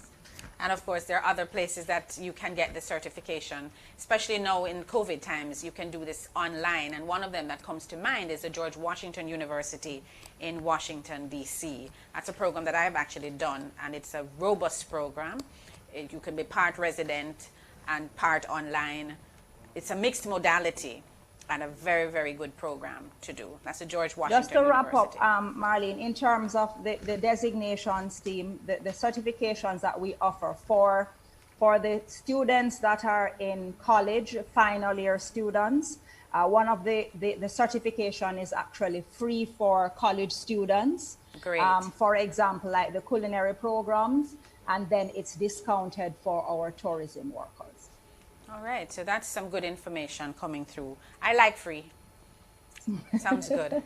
Any other questions? There's another. Yes. Surodine Prince asks, are there certification programs for persons wanting to venture in community tourism and development? No, not at this time. They usually team certifications, especially professional designations. What that does is that it verifies that you are already in the profession. So any professional certifications, it's actually, you would have to be in that career already. For example, if you're an accountant and you do your CPA, but in order to do that, you must be a practicing accountant. Yes. All right. Thank you so much. For that person, I'd also like to suggest that they make contact with us, because we could probably put them on to our community tourism manager here at TPDCo, who could give them further information on how, training can be accessed and perhaps certification in that area. It's a micro of a much larger area, And so, you know, there might be other steps to take to get to that certification. Shelley, thank you so much. I'm happy you were able to join us this morning, and I know you've been with us from the beginning, so you've been listening through, and we'll talk to you after for some feedback as well on today's Youth Expo and Career Fair 2021. Now, we're almost exhausted our time. We have one final presenter that we can share with you today. We have more in the bag, but we will be running out of time if we do that. But I also have the goodie bags, and I want to give them away. So, quick question. Which agency is responsible for the staging of the Tourism Youth Expo and Career Fair? That's which agency is responsible for the staging of the Tourism Youth Expo and Career Fair. And since we know that that one is going to come very swiftly, that answer is going to come very swiftly, first person to put it in the chat will win a goodie bag. Let me ask you another question that you may have to give a little thought to. And, well, this one is such an easy one. How many resort areas are there in Jamaica? How many resort areas are there in Jamaica? Now, the health and wellness industry is a multi-million-dollar one. How can we cash in on some of these dollars through careers in beauty services? Mrs. Kadia Newman King is the acting director, principal of the Hart College of Beauty Services. She completed her Bachelor of Science degree at the University of Technology, Jamaica, in computing and entrepreneurship. She has a wealth of knowledge, as her passion for lifelong learning has led her to garnering professional certifications in corporate governance, supervisory management, and multiple intelligence, just to name a few. She considers herself a true success story, working in the education system for over 12 years. Her determination has propelled her from instructor in entrepreneurship and information technology, senior instructor, head of section, assessment monitoring officer, registrar, and now the director principal and a TVET leader. With an all-embracing philosophy that TVET is the hidden gem of the education system and in essence nation building, she believes that Jamaica has taken too long to embrace TVET as a wholesome educational pathway. She prides herself on being a transformational leader and is passionate about inspiring and driving a vision of change, growth, and professional development for members of her team. For this presentation, Mrs. King is joined by her instructor for massage therapy, Mrs. Latoya Williams Reynolds, who holds an Associate of Science degree in Sports Massage Therapy, certificate in Swedish Massage Therapy, Spa Therapy, Aesthetics, and Skincare. Ladies and gentlemen, please give a virtual round of applause for both ladies, Mrs. Kadia Newman King and Mrs. Latoya Williams Reynolds. All right, good morning, everyone. Hi. Good morning, Marlene. Thanks for having us. Mrs. King, we're going to ask you to allow us to play your demonstration first, and then we're going to throw to you for as many questions as we can facilitate. Morning, Ms. Latoya. I see you in the background there. All right, let's take a look. Hi, I am Latoya Williams Reynolds. Okay. I am an instructor at the Hart College of Beauty Services, which is located at 10 Hope Road, Kingston 10. Today, I'll be telling you a little about the program that we offer in massage therapy. For the massage therapy program, it consists of massage therapy level 3 up to massage therapy level 4. So it's including of body scrubs, body wrap, paraffin, using of electrical equipment, but today I'll be doing a demonstration on hot stone massage.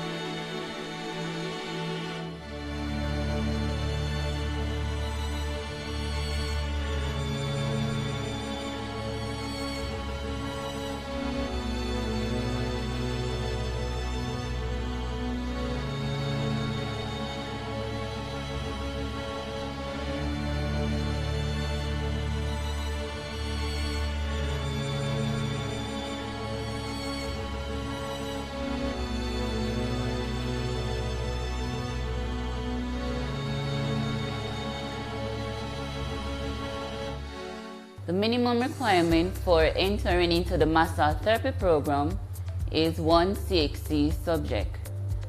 If not, there is an entry-level examination that you will be required to sit in order to get into the program. Upon completion of the level 3 program, then you can advance to the massage therapy level 4. So based on the COVID pandemic that we're now faced with, classes will be held by a blended approach. So all the theory classes will be conducted online. Practicals will be done face-to-face in small sizes adhering to the COVID protocol. Hi everyone, my name is Kadia King-Newman, the Director Principal here at the Hart College of Beauty Services. Behind me you will see one of my instructors demonstrating stone massage, which forms a part of our massage therapy program. We also offer spa therapy, nail technology, barbering, professional makeup artistry, along with other short courses and customized certification courses. At the Hart College of Beauty Services, we also operate a salon and spa that is open to the public. And one thing that you should note, the workers that you will see, the operators in the salon, are actual graduates of all the Hart programs. When you complete these courses, you're able to apply for jobs at any spa. That could be a standalone spa or at a hotel. You are able to also create employment for yourself and others by going into business. In terms of payment, you determine your payment as an entrepreneur. When you are employed, that payment will be discussed along with your employer. Why enroll at Hart? Come to Hart College of Beauty Services to learn more about the beauty services field.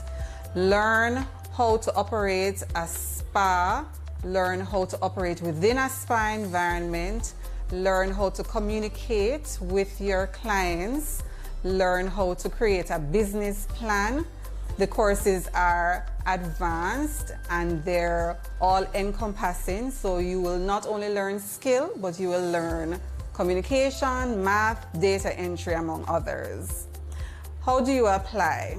To apply to our courses, you will type apply.hart-nta.org, look for the institution, which is Hart College of Beauty Services, and you will see the wide range of courses that we offer. Okay, all right. Thank you so much, Mrs. King. And now we're going to bring you back into the picture. If there's any icing you want to put on the cake, and if there are any questions coming through from our young participants. Of course, we have teachers online as well. I see a little question coming up on the screen. I can't see it very well from here. Ocean? Someone asked, his name is Nathan Blue. What's the salary like? And I'm guessing it's for the massage therapy instructor. What's the salary like? That's variable.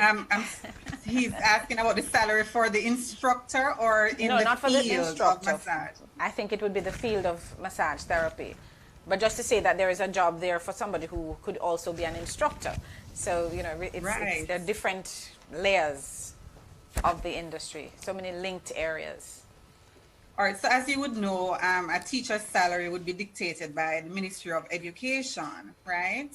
But in terms of massage therapy, the skill itself to become a masseuse, that salary, the range would be between maybe, we're going to use US dollars here. You can have a range between 8 to maybe 15 US per hour. Does that answer the question? I certainly hope so. And I saw another question coming in. Romario wants to know, what is the criteria for studying makeup at Hart? All right, for all programs, for all beginner programs, you're required to have at least one subject, which can be at the CXC, the GCE level. We also accept SSC for the more mature persons who would have done that. If you are not in possession of any qualifications, then you would be required to sit our entrance level test, which is pitched at the grade 9 level. Okay. Another one. How do you proceed with physical contact and the COVID restriction? All right. Because of the pandemic, what we have done for our classes is we have resorted to putting our theoretical classes online. We have a platform that we use by the name of Moodle. For the practical sessions, we do those face-to-face, bearing all of the protocols in mind. So we operate with small groups, and of course, persons are required to wear their mask. There are hand sanitizing stations located all across the compound. At the entrance to every classroom, there is one. And before the instructor begins, each trainee or student is required to sanitize prior to the start of any class. All right. I think there was one other question, and that will be our last question for today. From Gabrielle. Are there any current opportunities for upper school students who would like to partake in the courses that you offer? All right, just to say that HART doesn't operate like the typical high school system. So we operate all year round. As a matter of fact, we're currently recruiting for a spa therapy level 3 program, a massage therapy level 3 program, and a barbering level 3 program. And these programs will begin the Monday after the Easter holidays. So if you are interested, you can go to the website that was indicated in the video, that is apply.heart-nta.org, and you can select those programs and apply. All right. Thank you. Thank you so much, Mrs. King. It has been a pleasure having you. Yeah. And I want to thank your massage instructor, Latoya, as well, for sharing with us. We have run out of time and we're going to have to go. But just before we do that, I must share with you a little snippet from our bar supervisor, Mr. Gossett Brown Jr. And the next time we do this, we're going to be sure to start off with Gossett, because we've had to leave him out for today. But for the next time around, I can guarantee you he'll be on. So let's hear from Gossett Brown. Hello everyone, I'm Gossett Brown here at the Rock House. I'm bar supervisor of the Pushcart Rum Bar and the Rock House restaurant. Alright, so today I'll be making a Bob Marley shot. So we're going to start off with our 2-ounce shot glass, a jigger, and just a few other bar equipment like a spoon and a half, a shaker. We're going to start with 1/3 of an ounce of some strawberry syrup, or grenadine if you can find it.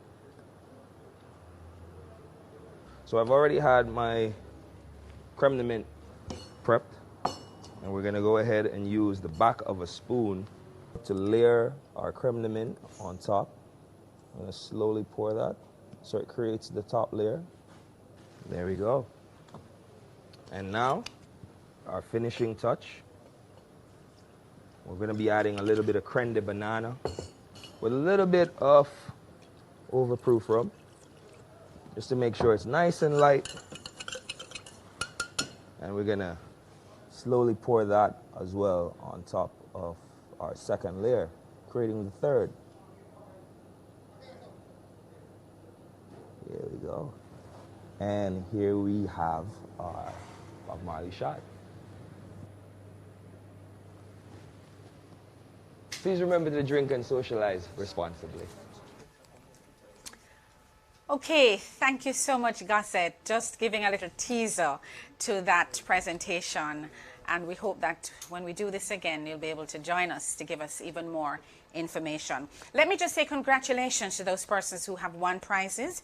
We have Yannick Brown winning for the question, which agency of the Ministry of Tourism is responsible for the marketing of Jamaica? And as you know, it's the Jamaica Tourist Board. So congrats, Yannick. Also, this community is known for being the birthplace of reggae music. Name it. Naomi Blake, congratulations. You said Trench Town.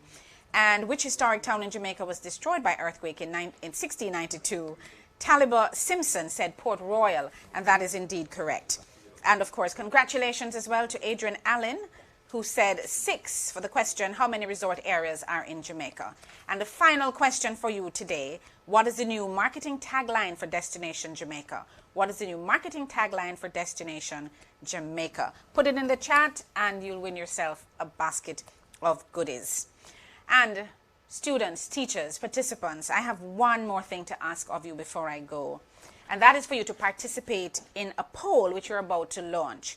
It'll take just about a minute. We value your feedback and we hope to use your responses to these questions to inform us for the next Tourism Youth Expo and Career Fair staged by the Tourism Product Development Company Limited. So Mr. Zoom Master, can you put that poll up so that we can just get a quick minute, take a quick minute to answer the questions for, so that we can use later on. It's very, very important feedback. Mr. Zoom Master.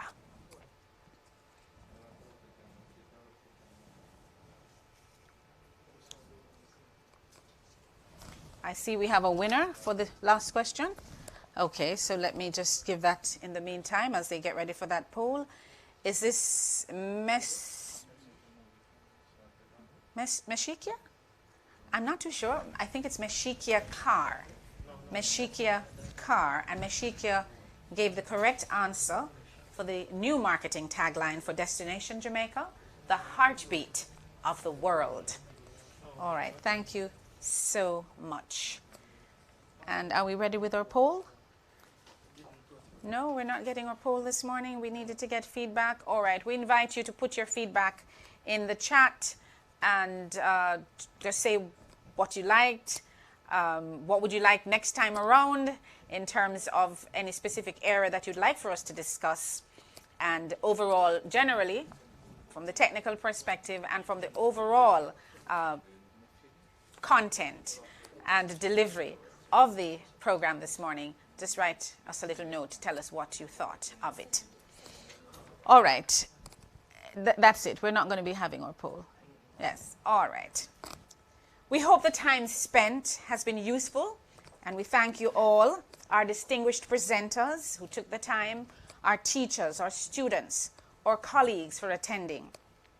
Thanks to the Jamaica Information Service crew for facilitating this live streaming, to Essie Garden of the Jamaica Tourist Board for her input on our committee, and of course to the corporate communications team, Renee and Oshin and Deborah and Catherine, who really all put together some hard work for making this first virtual TPDCo Tourism Youth Expo and Career Fair a reality. Despite the pandemic, tourism is the lifeblood of our nation, and we look forward to building back even stronger with you as part of the industry of the future. You may not choose this journey, but whatever you choose, remember Jamaica needs your talents and skills to advance in beauty, fellowship, and prosperity, and to play her part in advancing the welfare of the whole human race. Like and follow us on our social media pages at TPDCoJA. God bless you. And please remember to physically distance yourselves, avoid crowds, wear your mask, wash your hands, sanitize, and stay COVID-19 free for you and for me. Good afternoon, and God bless you. Jamaicans, let us unite and treat our visitors right. Show them our beautiful Jamaican vibes. Create hospitality when them arrive. Greet them with a warm, warm Jamaican smile. Teach them how to swag with culture and style. Help them to get around, but to give them space to mix and a mingle all over the place. Talk and laugh and dance with them. That will make them come back again. Come on, Team Jamaica. Go make me do it, Team Jamaica. Come on, Team Jamaica. Treat our visitors right, they are our friends. A message from TPDCo.